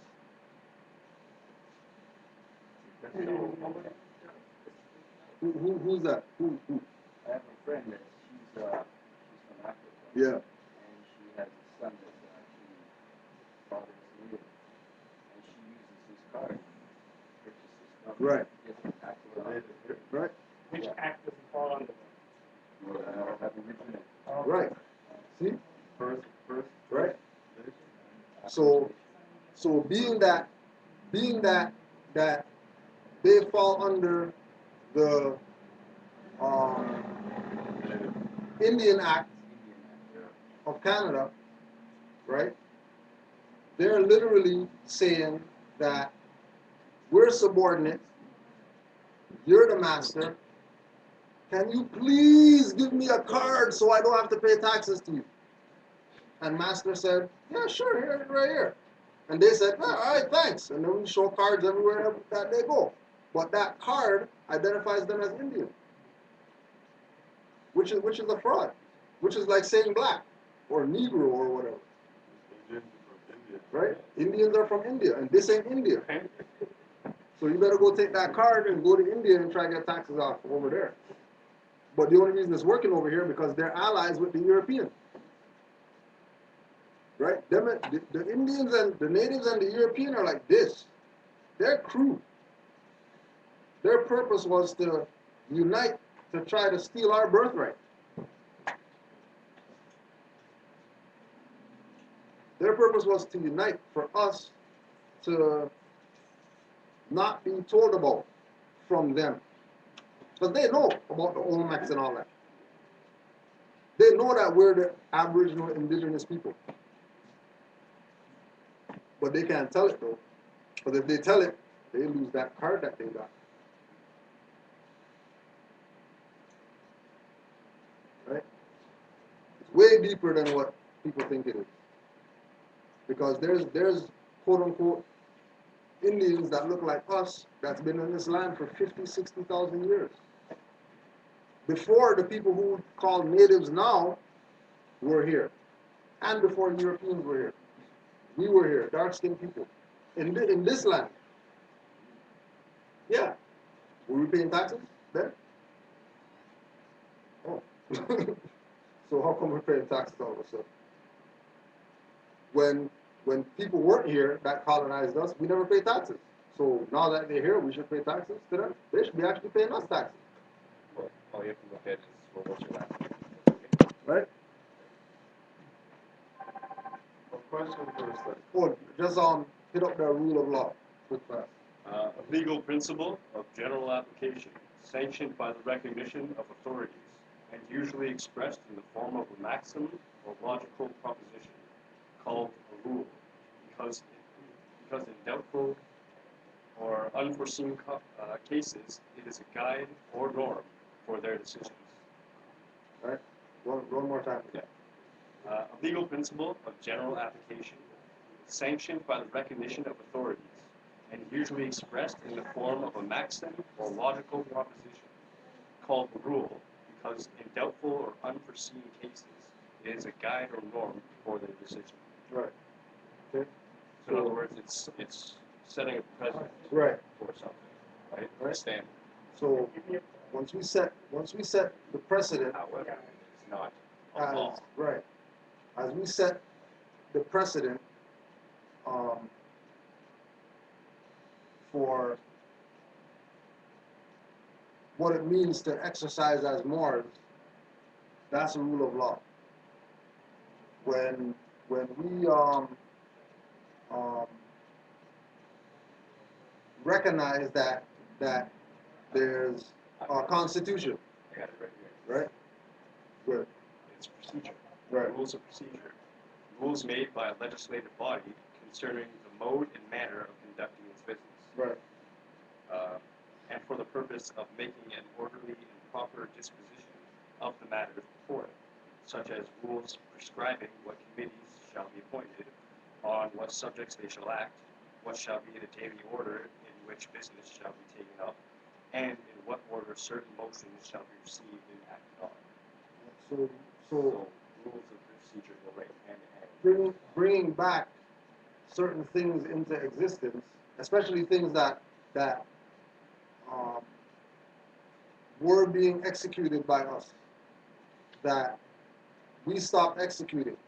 Those things could be invoked at the snap of a finger, at the blink of an eye. It's just for us to do them. Just like us identifying people by nationality, opposed to colors, is rule of law. Right? Recognizing that people can't be certain things. They could be that if they want to, if they choose. They can say I'm black, but is that going to have any political effect based on, to positively change their situation? Probably not, because we've been calling ourselves black, and this is the only place that we're at. Right? We've been calling ourselves African. This is where we're at. We've been calling ourselves the ancient gods of whatever, and this is where we're at. Right? So there has to be a change in the mentality of the people in order for there to be a change out here. And then this is where it starts with us, going through this type of information, right? Thinking about things that we maybe never thought about before or whatever like that. And, recognizing that there is other means, ways, whatever, for us to be quote unquote free.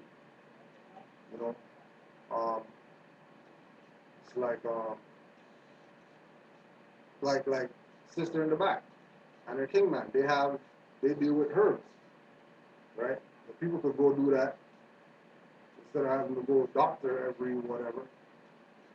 Because you already know white coat, they're about cut you open, pull out stuff, take stuff, inject stuff or whatever like that. If that's what you're down with, cool. You know what I mean? But there's alternatives that should be considered, especially if, common sense kicks in, like, well, you guys injecting me with stuff. You guys gonna tell me I'm sick, but they're gonna give me something antibiotic to get better. Like, what do you mean? Like, how are you gonna give me something anti-biology to say, yeah, that's gonna get you better? But it comes back again that with studying you realize that those people have an oath, right? So their oath keeps them from dealing with holistic practices, even though they know about it. You know what I mean? Because trust me, ain't no doctor taking no vaccines and stuff like that. They're not giving their children no vaccines. Hell no, they're giving their children no That's vaccines. another thing. They're trying to tell me that my daughter needs to take this vaccine in high school. Yeah. Or some kind of cervical cancer thing. But I'm like, oh my. Yeah. And it was like, they were saying that it's mandatory. Yeah. Like, well, is it Yeah. mandatory? And, Yeah. all I can say is that she's not taking it. Yeah. It's mandatory. It's mandatory For anybody Negroes. Negro, black, colored, and It's mandatory for nationality, slaves, right? shadow If property. you're a free national person, you come to our school system. You have your And then even if you're not national, right? Because it's occupation, they have to leave a window. That's why there's the form, but they never tell nobody about the exemption form. But there's a form. Yeah, there's a form.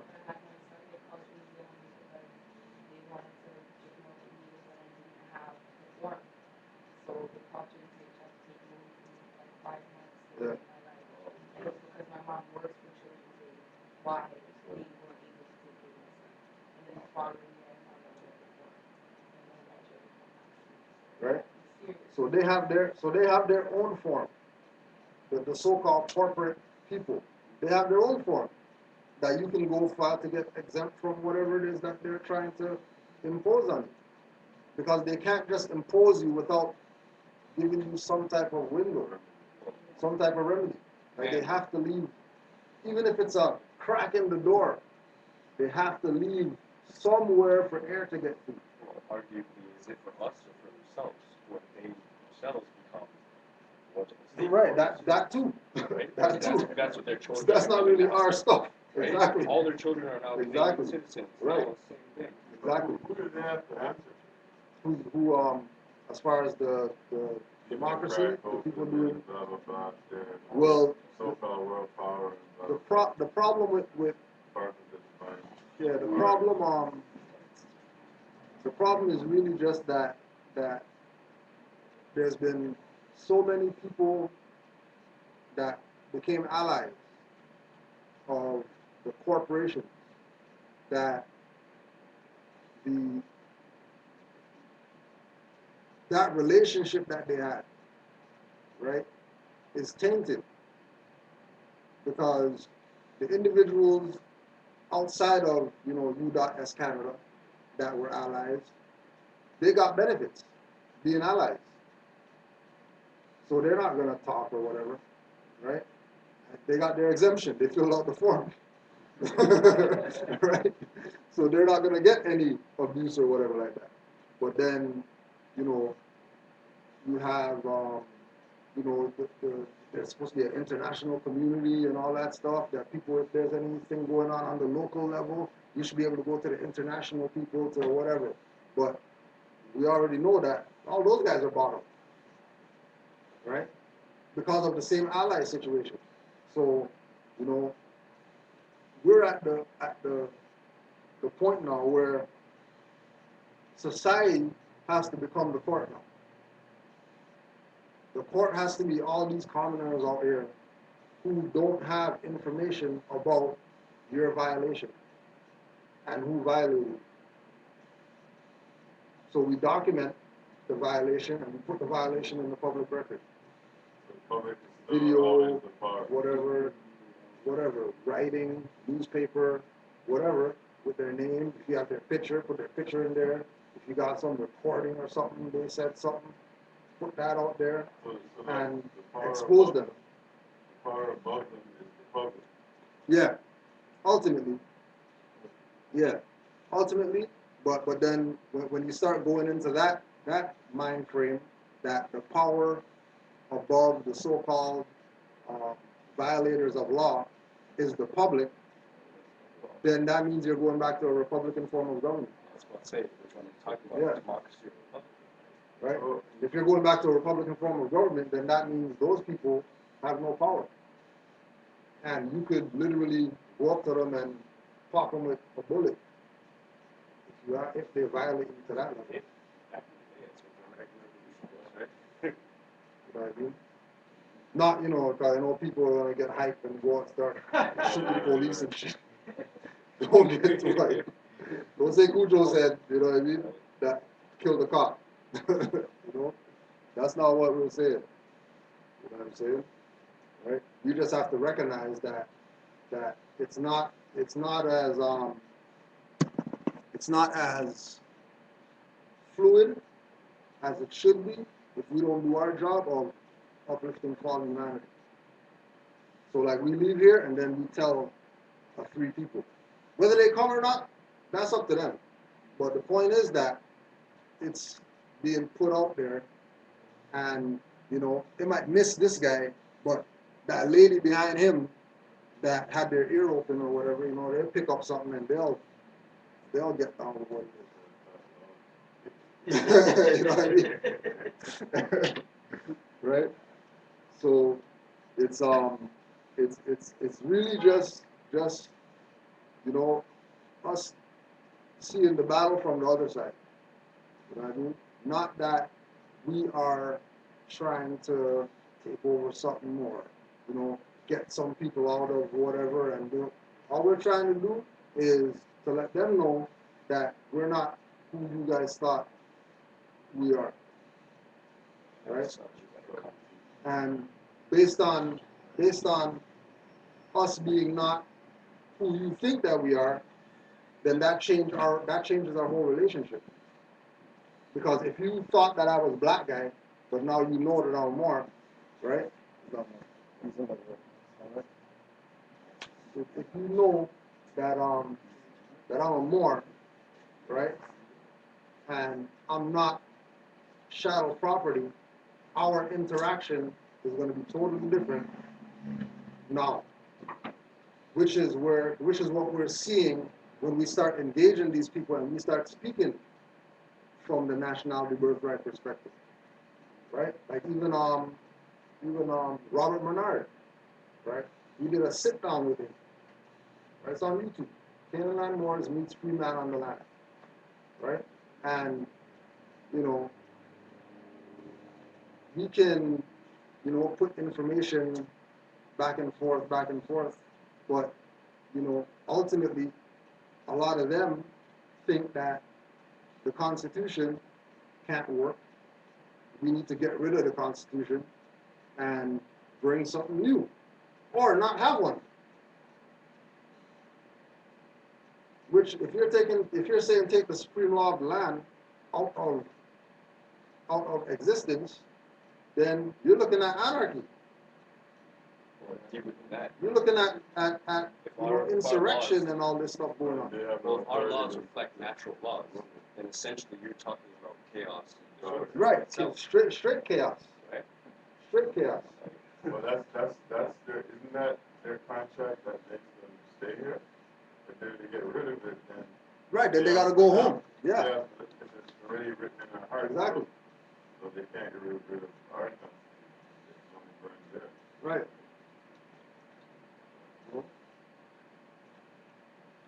And their position is to make sure that, you know, we don't get to that position of recognizing what it is that we have.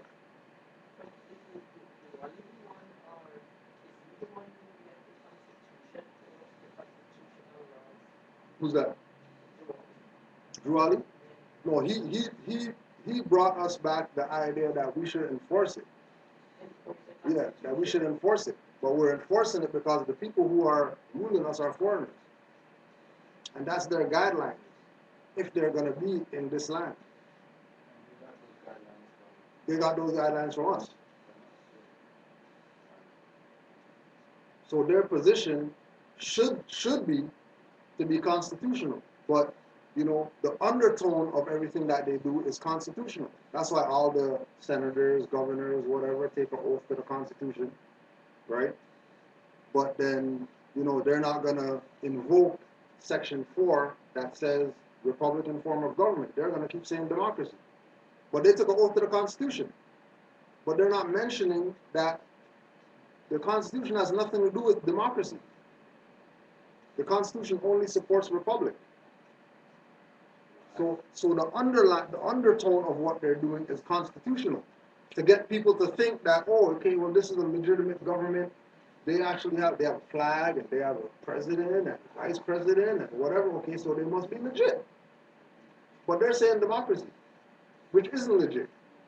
But they tell people that that's legit. You know, like you look up the democracy in the dictionary, it's going to tell you that that's government by the people. But that's not government by the people.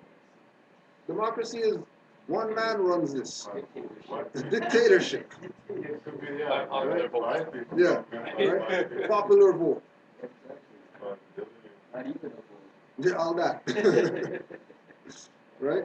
I was Yeah. about to mention that in like the British North American Act and the Canadian Constitution Act, it talks about how it's democracy. Right. In Canada, Exactly. democracy. Right. But then I remember back to the conversation of how those two are null and void anyway. Yeah. So So what Yeah, governs so this land? obviously What's the law for Canada? If the British North American Act and the Constitution Act are void because they're acts, then there must be some type of law that governs this jurisdiction. Wow, Right. Yeah, even Wild Wild West, the Constitution them times. You know what I mean? But they had a sheriff and deputies and all that. So if they had a sheriff and deputies, then obviously there was some type of law on the books that they were following, which is constitutional law. One thing, didn't I'll be on European or whatever. By them coming back here, didn't they come back home? Weren't they created Yeah, over here? technically, yeah. Technically, yeah. But they were created in Yucatan. Well, not really Yucatan, more they say Argentina. But because we're created instead of Yeah, naturally, birth they or were, born.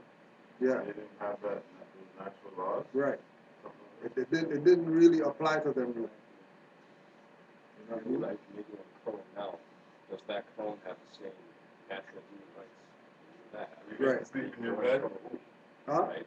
Does that clone get to sleep in your bed? Right, exactly. You know, and you know, do all the other stuff. You know what I mean? If you let the clone do it, don't get mad when clone wants to take over. You know what I mean? Clone wants to be the man of the house. You know what I'm saying? Trying to tell you, no, you're going to the couch and stuff. What are you talking about? It's But my he bed. deserves something. Yeah. Yeah, I mean, yeah, it deserves something, right? Because it is living, you know what I mean? It was brought into existence, but it doesn't deserve what it's saying that it wants or whatever. You know what I mean? Just like the child says, yeah, I want ice cream every day for dinner or whatever. Yeah, not really. Was the love for them the cause of our fall? What is it? Just the fact that we created them.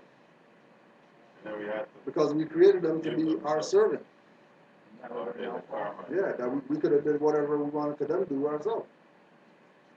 But we were the gods of the universe, so we only who's working. That's literally the God whole of the story universe. of Anunnaki and how we created Yeah. some Right, species exactly. to work. To And work. then that species That species rebelled took over. and right? Yep. Kicked them out of the planet. Yeah, Which is exactly what the situation that's is. exactly what's Our going on. ancestors are no longer on the planet. They Right. left. And the Caesar rest and of all us that are that. here. Just saying. Caesar's about to, Yeah. Caesar's about to take over. Only when he lets that gorilla out. When they let the gorilla out, Yeah. then it's over. I didn't You know, see yeah, the new one. yeah, check that one. You seen the new one? No, not the newest one, the last one. You know? Yeah, when that first gorilla monkey. Yeah. Right? Caesar took over. Yeah, yeah. The first head of The the smartest, the yeah, one the that- intelligent, that- yeah. You know What was what the whole Mighty Joe Young that was of King Kong? What is that all about? I mean? What's the story of going to the African continent, taking some being from there, Yeah. bringing it back to New York for display? Yeah, Right? that's a slave story. That's what they But it's Right? Because remember, they're justifying the subtly, the you can story. look at it Yeah. as they see an amazing specimen being, you could say, a moor. Yeah, amazing Has specimen in knowledge. his own land, being free, And they take know, him and bring him whatever. there, right? bring him over here, put him in subjugation, right? He gets mad, leaves subjugation, right? But falls in love with the European or whatever, Exactly. right? And then gets assassinated because he fell in love with the European. He got Emmett Till because he fell in love with the European. And the European's like, well, I just want to be friends or whatever. You're a gorilla. I'm not trying to be with you. Shit. I'm not trying to be with you. Let's just be friends or whatever. And gorilla's like, I don't want to just be friends or whatever. I'll die for you and shit. I'll climb the highest building for you. And she didn't want nothing to do with it. So as soon as he fell off that stuff, she went back to her man and that's it. Game That's the over. way the monkey jumps, That's the way the monkey jumps. Right? Another question. Yes, sis. They say you were teaching about the modern age. Yeah.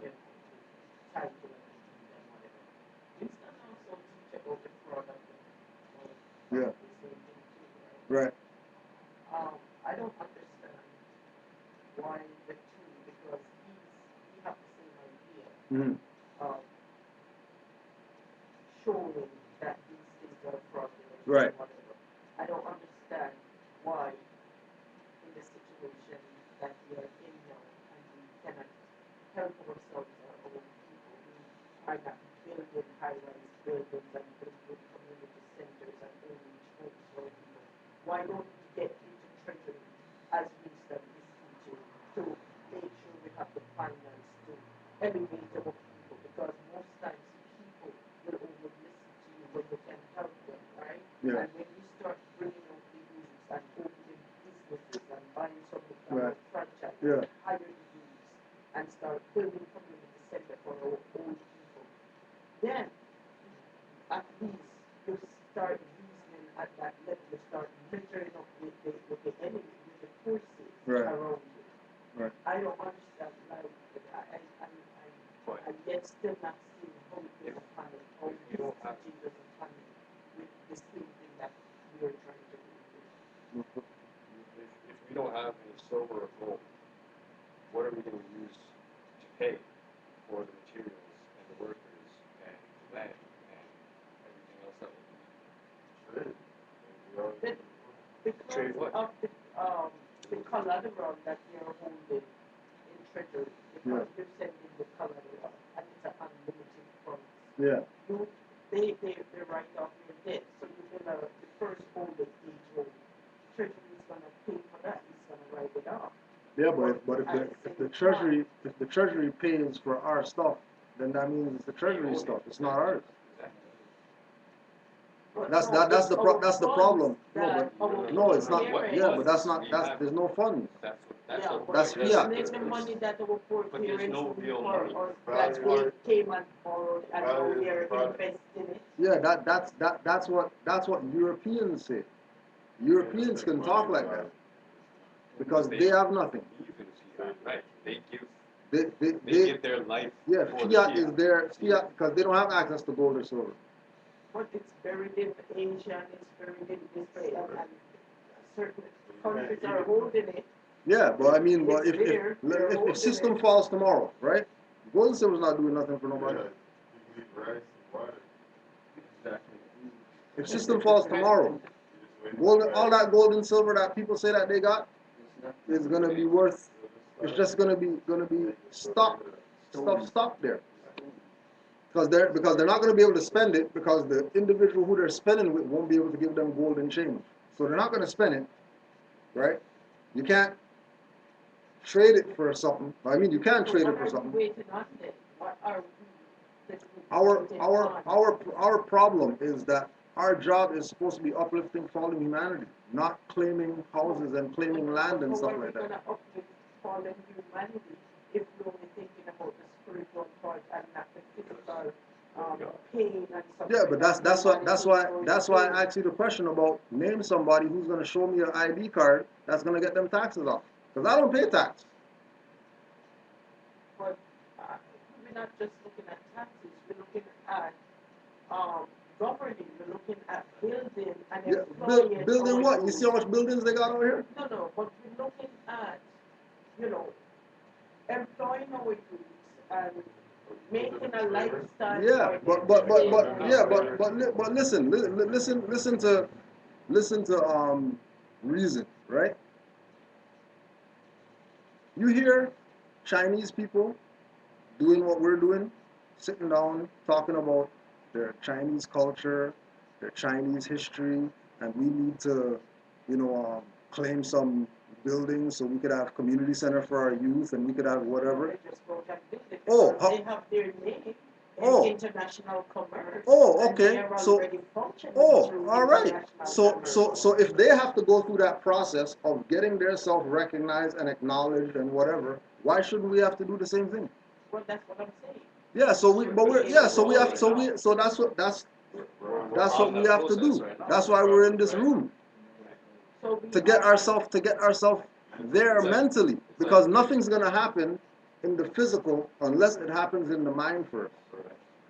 If it doesn't happen in the mind, if it's not able to be conceived in the mind, it's not going to manifest on the earth plane. So our people's mentality has nothing to do with opening schools for their children. If they did, they wouldn't be buying sneakers and nails and spending their money on that. Because that's making the foreigner have money that he's going to take to go build a school for his children. But we're not doing that. Our mentality is basketball game and football game and sports and Afrofest and It's all for self. go giving all these Europeans our finance that they're taking, and they're not giving it back to us. They're taking the finance that we give them, and they're going to go build a school for their children. Instead of us taking that finance and building a school for our children instead of giving it to them for some sneakers or whatever like that. Well, technically, it's not real finance. Right? Yeah. It's not that. Right?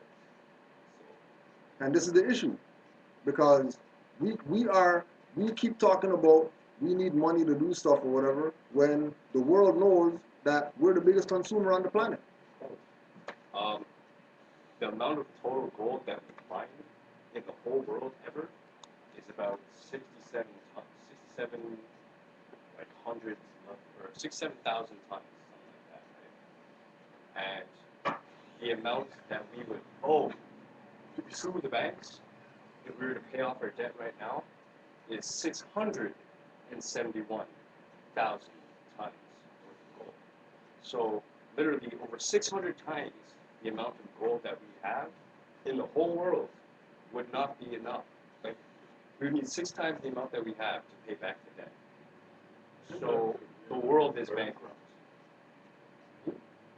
Just have to, like, the things that we don't know value. Because I don't think that money thing and that gold thing is value. Just what we use to trade as a Right, it's a commodity. Yeah. But doesn't that all come from mindset, right? Right. You have to know that, though. You have to know in your mind what you value, and then you, having a value in your mind, can place value on other things, right? No, they're not. This is literally nothing. No, it's not. This isn't valuable to me. Now, if I want to make a profit off these shoes, I can present the idea to you that they're valuable to me. And then you will adopt the idea that they're valuable. Now you see how this works? Right? And that's the game that they're running. Right? Just like you're saying. Get us to think stuff that's valuable is invaluable, and then they claim it.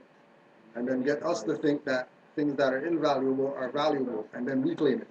Yes, so we're here in abundance all around us, and we're thinking what we want Right. to pay for some guy. Exactly. And the guy is a foreigner. The guy doesn't even look like us. And once we collectively come together and know ourselves, then we can be like, oh, hey, guys, let's go down to that water reservoir and let's build a pipeline so we have direct access to water for all our homes. And we build a plant so that way we can filter the water and make sure it's good and sanitary. And you can set things up once you have the mentality of a nation. But don't we have to start building from a constitutional level in the sense that in the United Nations we should have a representative? Yeah, the Moroccan flag's in the United Nations. This flag right here. Who is it there speaking for us and who is representing us? No, we're the founders of civilization. We don't need nobody to speak for us. We're the founders of civilization. Founders of civilization. We don't need people to speak for us. We need to start speaking for ourselves. Yeah. Yeah, but United Nations came out of the League of Nations. The League of Nations is real. The United Nations is a fraud. That's a corporation. That's why they always say UN. They never say United Nations. So, what are the United Nations people? So you're saying there is a group of people, just like the United Nations, they're called the No, the League of Nations is that's done a long time ago. That's done a long time ago. What do you mean it's done a long time ago? Yeah, they abandoned that to create the United Nations. Okay, so then there is no one speaking for us now. You're talking Yeah, but we're supposed to be speaking for ourselves. No, but we, as a representative within the No, we can't have a representative in a corporate construct. We can, but it ain't gonna do nothing. He has an obligation to the corporate construct. Whoever that representative No is. wonder they don't see us as a people then. Huh? No wonder they don't see us as a people. No, that's assumption. Because I know Moors that use their nationality card to go across the border. I know Moors that use their nationality card to go file a UCC and go claim birth certificate and have bonds. It's not like we don't recognize ourselves. That's what the problem is. We want everybody to recognize us before we recognize ourselves. But you said the Moors did that. What you say the Winston Churchill is not the way it was. Yeah, because William Shrout is a foreigner. Huh? William Shrout is not an Asiatic. It's the state of mind. It's the status. His status is void. His status isn't a legitimate status to be talking how he talks. He talks how he talks because he has information in his mind, but he doesn't have the status to talk that way. That's why everybody who does his process gets in trouble. You ever realize everybody who does those guys' process gets in trouble? You realize that everybody who does those guys' process, they never have anything documented, hard fact to show you that, yeah, I did this. This is how you do it. All they want you to do is pay $1,500, come to a seminar. And then you learn something from the seminar, and then next week they got another seminar, and that's $1,500. So wait a minute then. So people who do the Moorish process, they don't get in trouble? Trouble in the sense of people who are in power recognize and know that when the Moors start talking, it's over for them. That's why Moors get in trouble.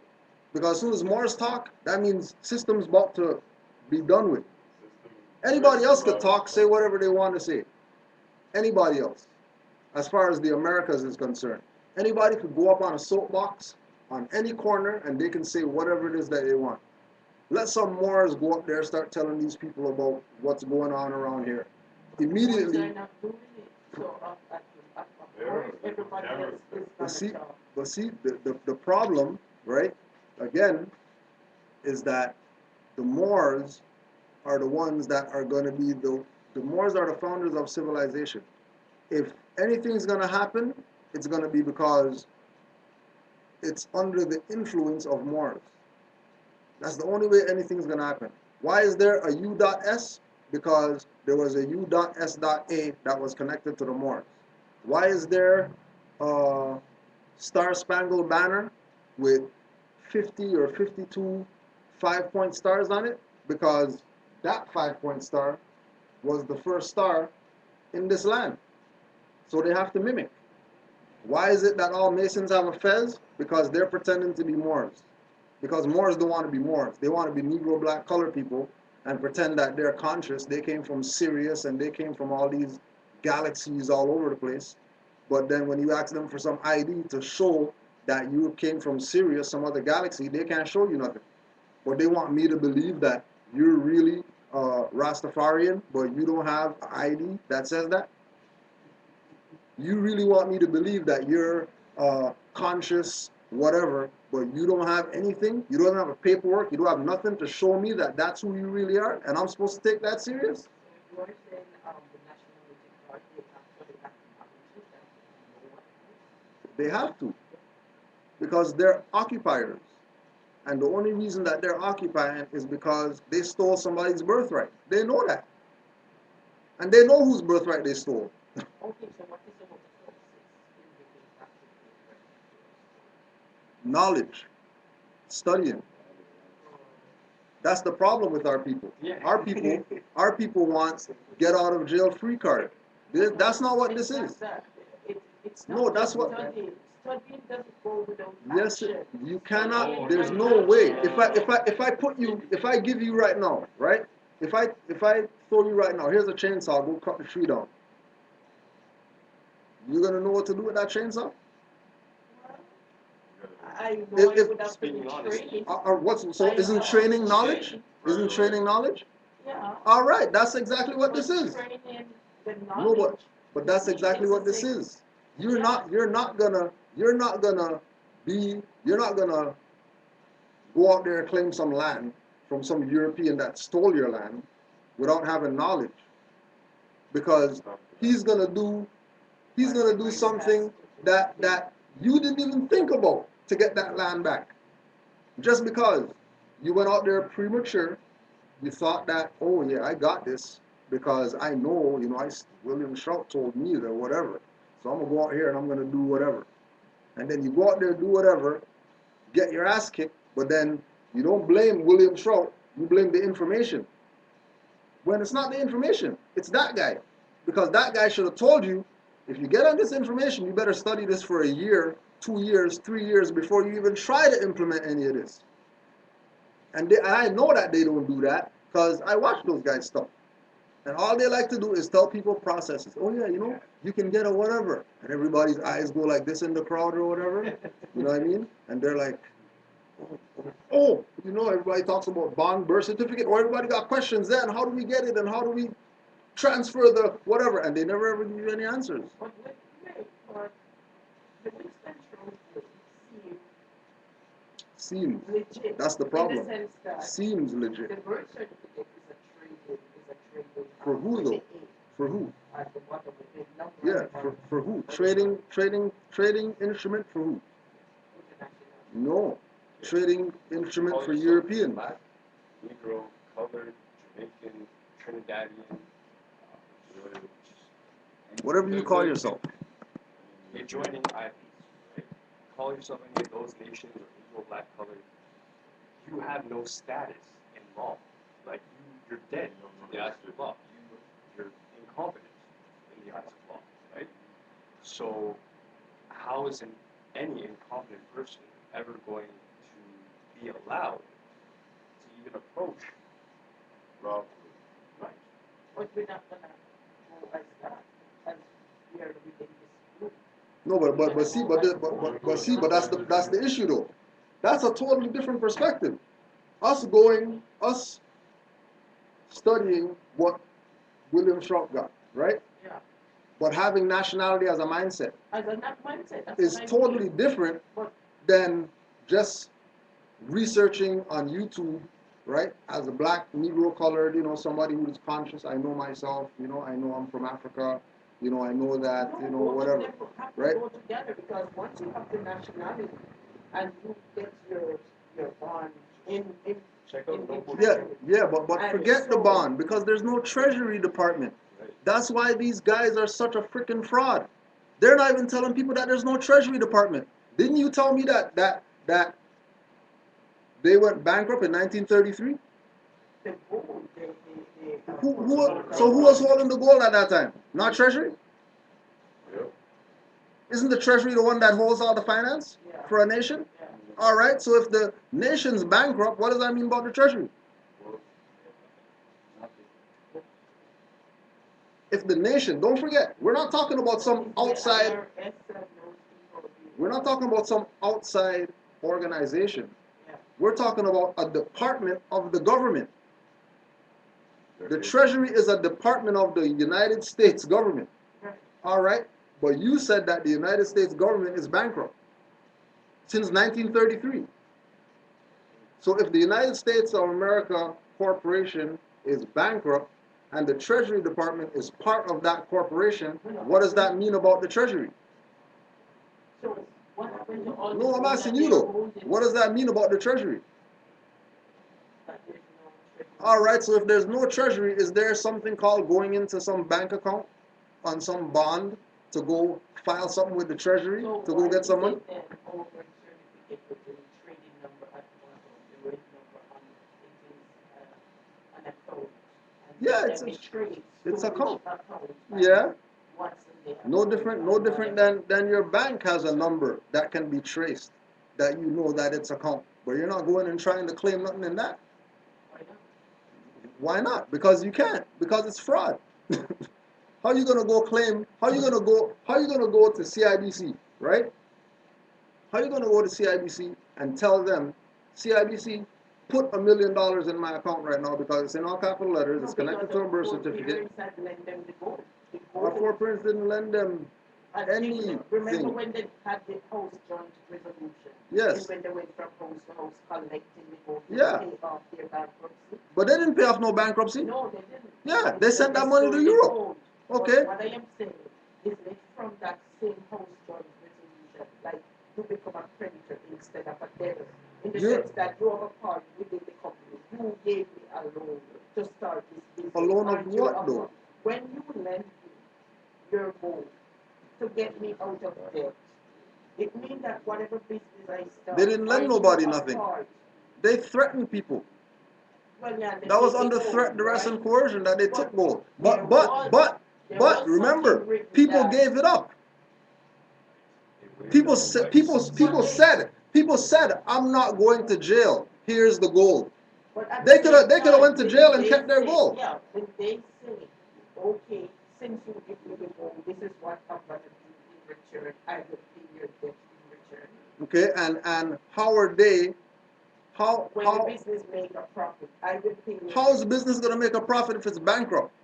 No, that's when they were just collecting all. But that's what I'm saying. They never collected. They never collected the money, the gold, the silver. They never collected that to pay no debt. They collected that to take it back to Europe and steal the money. They didn't invest nothing. All that stuff is in the Vatican.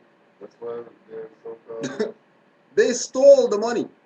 They stole the gold and silver and made the people the collateral for a debt through a birth certificate. So now you're coming and you're saying that I know that there's money on this because you guys stole the gold to pay the debt, so you guys owe me money. And then you're going to go make a claim on a birth certificate, which is void because it was given to you by a bankrupt corporation that done gone with the money since 1933 they left with the money. How come in 1934 we weren't claiming no birth certificate to go get no gold back then? How come all of a sudden this guy William Shaw comes up talking about claiming and now everybody's on it all of a sudden? What happened to 20, 25 years ago? Well, nobody didn't realize there was red numbers at the bottom of the stuff to make no claims? 20 years ago, 30 years ago, 40 years ago, 50 years ago, 60 years ago? All of a sudden, during this time that we're living in, we're hearing this idea about birth certificates and going and claiming stuff on the birth certificate and whatever. That's because of Just like that. transfer to computer. All of a sudden, right? How come that should have been information as far as claiming birth certificate, bonds or whatever? That should have been stuff that people are doing since 1934, and they weren't doing it,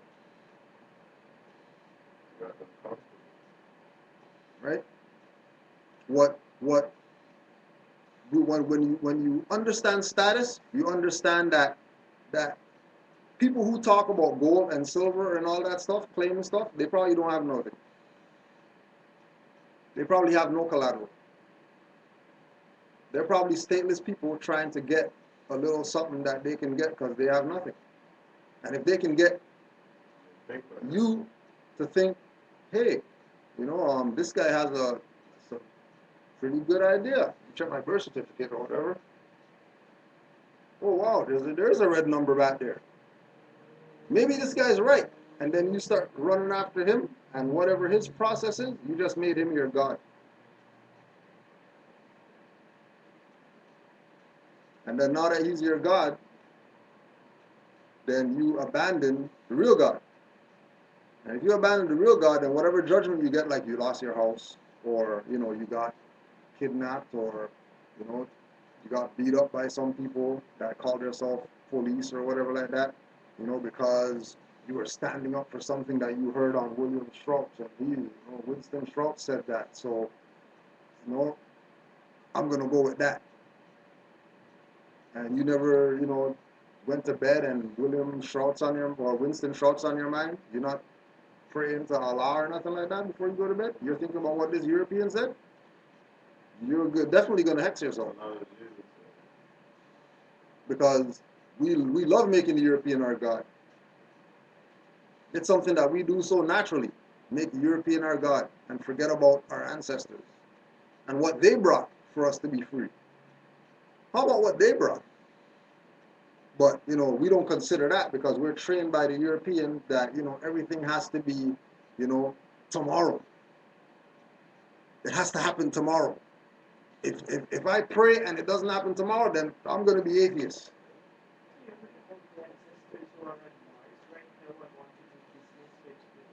Say that again? You read about the ancestors who are at Mars right now and trying to do commerce with Earth. They're not doing no commerce with no Europeans. But we heard about them, right? Yeah, but why would they be doing it? Yeah, there's pyramids on Mars. But why are they going to be doing business with Europeans?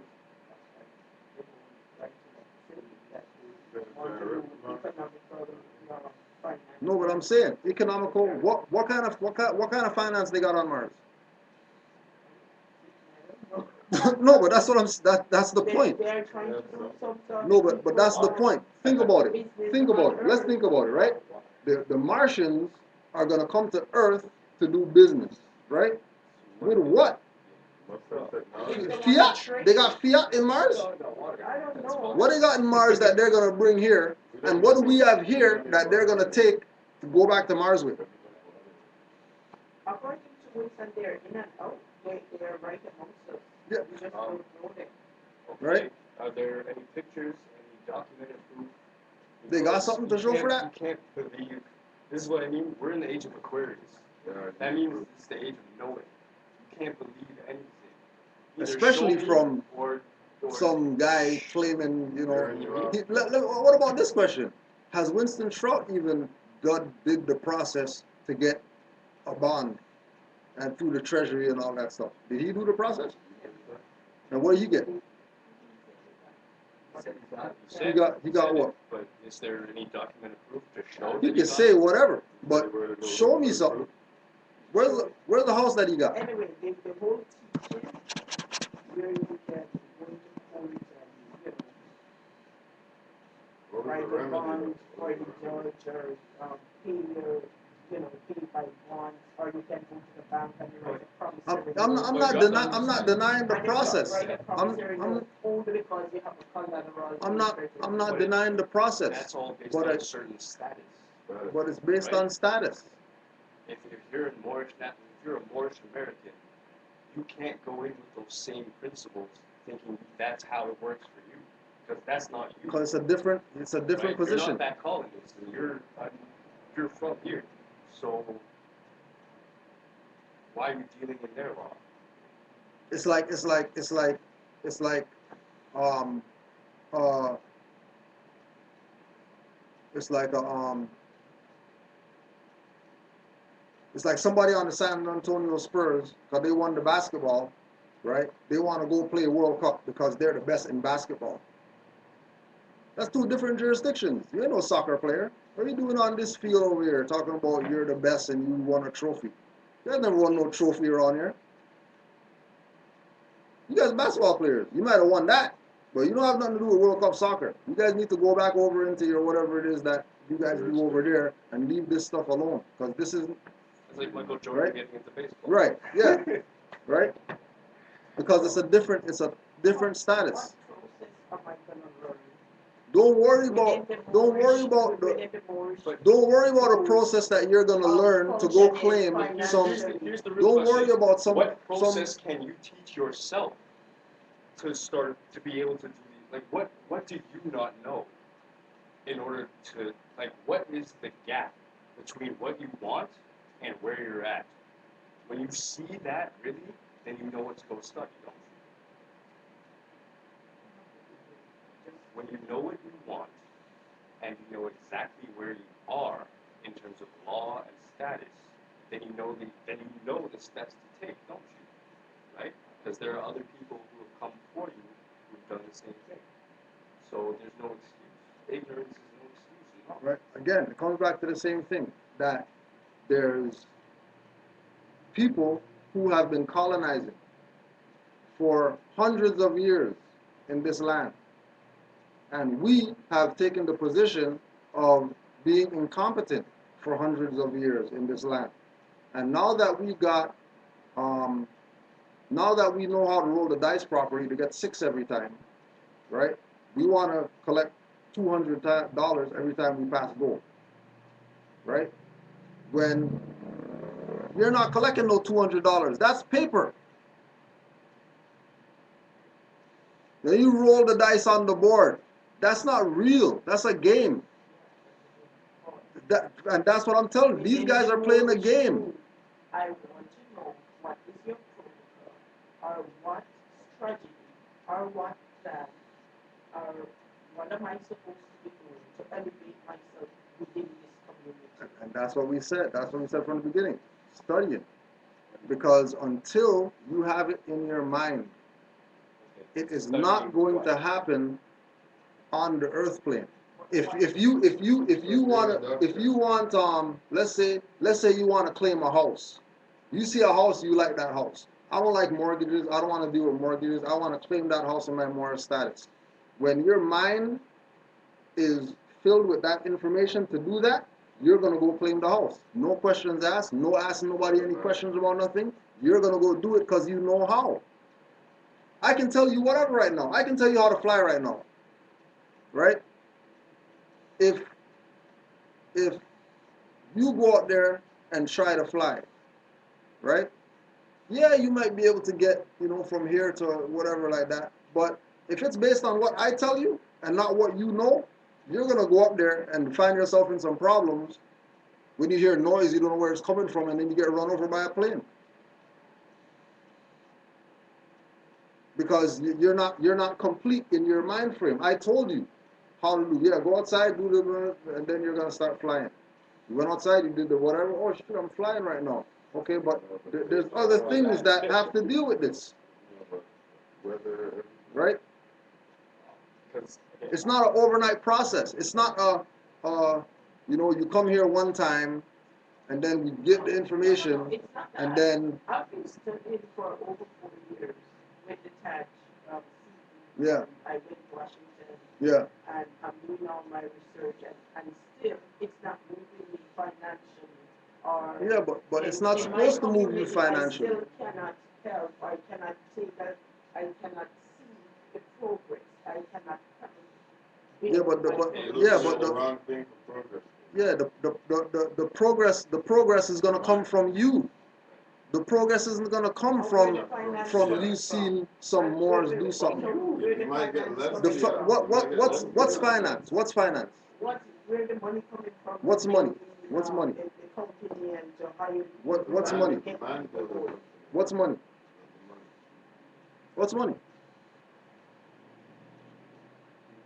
That's just a question. What's money? If you say finance and if you say money, yeah, so am I. I got 2 jobs. Yeah, I got 2 jobs. I don't want to have to continue working that hard when I can be an employer and making more money and living in a nice home. That's right. Yeah. Set up a business and which finance is going to run it. What do you mean? Finances that people are already using. But you still have to go to their bank to borrow the loan to run the business. You still have to go to their treasury department to get the bond. So what's the difference? Still have to sign, you still have to register your business at their. No, but it's all of yeah, but I brought it up because you just brought up bank. Well, yeah, I'm talking about running a business. All right, I so still have to go to their bank, their so-called bank, or their fake That's bank. your mentality, though. See the point? that's where your mind's You're at. only as limited. You don't have as to go to you no make bank. yourself to be. No, You think we that's got not a? true. You think we Okay, got a bank? Okay, so if I know the law, I know science, I know how to drill for oil. So you're telling me, as And a where you're free getting the national equipment person, to drill for oil. Are you gonna if I know invent it? it's already invented, for I don't have to 30 do years, anything but gather the parts and put them together. And all that takes is a bit of time and effort on my part to get the money, whether by working and selling my services for fiat, which is fine because that's the system we're in. It's like, what are you gonna do? You're a slave, and you're living on this plantation, and the only food you got is some corn and some rice. And you know the master's eating beef. Are you going to stop eating your corn and rice because you want that beef? Well, I deserve that. Oh. Yeah, but are you gonna give up your corn and rice This is though? what I'm saying. Are you gonna feed your belly on what you deserve? Are you gonna feed your belly on that desire? Or are you gonna feed your belly on some You know what this reminds me of? Is the same religion, Christianity, that comes to you and tell you about Jesus. It's the same mentality. Like I said. Remember. Let me just explain myself. Yeah. They all talk about Christianity and oh yeah, God will provide and whatever. And when you go to church, they say, oh, give unto the church sister. And they come around with their big basket to collect the offering and they get it out of the money that you went out and worked hard labor to receive. And when you give, wait, they leave you with your 2 hands up. Sister, when you go to them and you say, I can't pay my mortgage this week, I need something. Sister, you pray. and you leave, standing up, holding up your hand, looking up. Yeah, but that's praying. because that's because It's that's like because fairy tale. that's Like, because they come and take your hard-earned cash out of your pocket. yeah, but and no, leave you no, standing no, up believing no, in fairy they didn't tales. take anything You get because something. you're the one that gave it to them. Willingly, You didn't have to give it to walked You didn't over have to to give that him thing. nothing. You You're just the sit one. there. You're the one that thought that there was some guilt trip and Jesus is gonna send you to But hell or that's- whatever. that's No, no, what hold on a I'm second. What It's not. I'm You're, saying, no, no, No, no, I no, should no, pray. no, I should No, believe I'm it saying in study. my mind. no, I should no, study. no, Law. no. Praying and Law. studying, There is a law of the praying and land studying is two that different is things. set. No, And, one second. okay, it's like this. If we want to There's be a a law of doctor, the It's like land this. that is Okay. but Imagine this. somebody Imagine has this. captured it Okay, and let is me- using it. Let me help you put it like How are this. we gonna get into it? Let's pretend we're studying physics. Okay? Uh-huh. Are you going to discover a whole new set of laws for physics this week? right away when you just No, start. not right away. All right, all Okay, right. so How what long laws would are it you take? gonna use? How long would it take to get a degree in something to do with physics, engineering, whatever? All right. So you've been in this 4 years, right? Yeah. You think you graduated? I should No, not no, no, no. graduate. Did you Mr. think? Schultz Do is you 4 think? years. Do you think? Based on you being in this for 4 years, and it takes 4 years to get a I'm degree told in the whatever. information in No, my no, head, hold but on, it's hold on. not doing anything in my physical It's not doing. realm. But why would it do something in your physical realm? That's why What? I'm here. What? But yeah, but why I take is it? up the physical Why realm is and I it come not? here. But why is it not doing something in your physical realm? Why? As we said, I was only studying, I was preparing the mind. I think I'm fully prepared in the mind. All right. Just start So if you're not physical foot, realm. if you're still, if you're an adult with a child mentality, are you gonna do adult things? What would make you think the person has a child mentality? No. I'm not saying you have a child mentality. I'm What saying would make you think that person has a child mentality? because they're acting like a child. Right? Yeah. Not knowing how to go about Because they're acting like doing a what child. they want to do and getting what they want to get. In other words, they don't know the procedure, they don't know the But You know, you there's still have something to is go luck to the, too, you know, but like, don't you I still start have to go fishing, to right? their faith Say- community and their faith laws and their faith. I'm You saying- still have to go back to the Say, who Cujo. government. Say that we're going fishing, This right? is the point. Right? You're Hold on, a one good second, fisher. one You're a good fisher, right? But that day or whenever, like I don't know. I just every time I put my reel into the water, I Yeah. catch a fish. Yeah. You know what I'm saying? Yeah. So it happens to do with those kind of what do you call it? Just No, I get what you're saying. I get what you're saying. Like, it's like, but what I'm trying to do is I'm sacrificing myself. At the end of the day, I'm not willing. Yeah, if something good happens to me, happens to me, right? But I'm guaranteeing that the train stops here. That after anybody that after my generation is freer, at least. You know what I'm saying? right.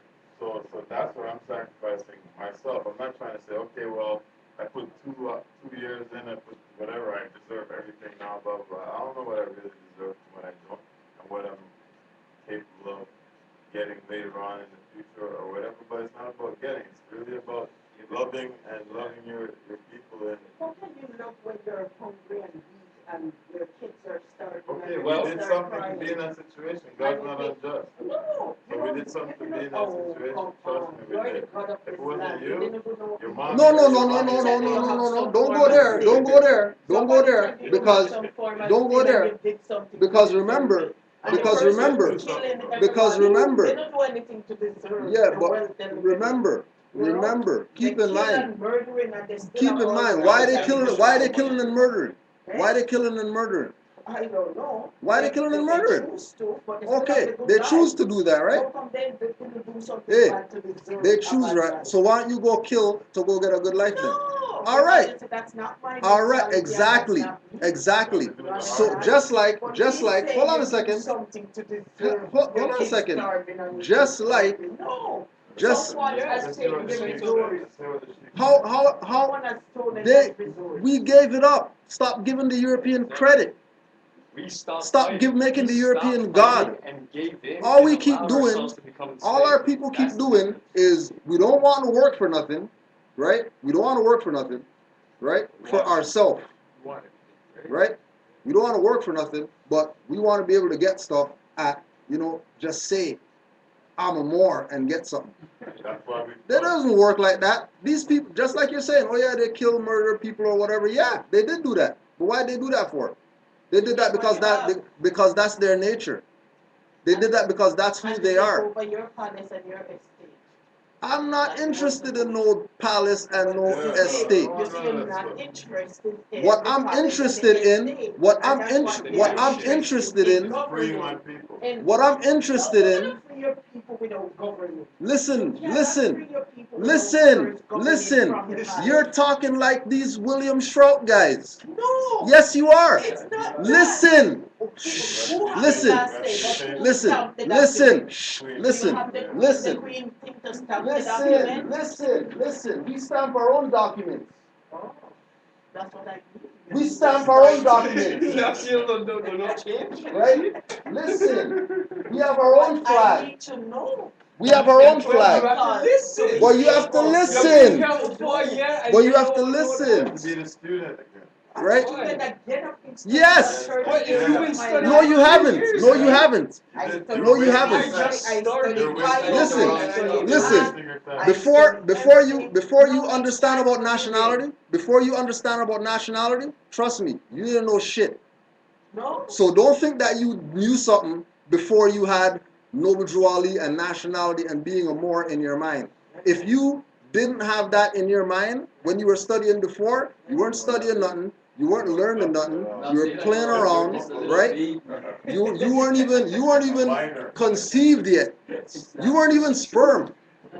If you didn't have nationality in your mind before you started going to those people. That's why you're confused right now. I'm telling you. Listen to what I'm saying. Listen to what I'm saying, right? The way that you're talking, because, we don't talk up in here, right? When people come through the door and they're new, we give them free reign to let it all out because we understand what's going on out there. We understand that, our people are in such a slave state that when they so devastated that when they come to this venue, right? What you're doing is what everybody does when they come up in here for the first time. Right. That's exactly what you did today. That's what they do. All of us did. Because you're freeing yourself of captivity mentally. But it's from yourself. It's not from something a European did or whatever. It's for you. It's you yourself You're gonna see yourself. You're gonna look that in the is mirror and be freeing like, yourself. oh, that's who I used to think I was, and now I actually see myself in the proper person in regards to history, in regards to a continuity of time, of history, of nationality that is unbroken, regardless of slavery, regardless of any sort of subjection that we may have been under for whatever certain period of time.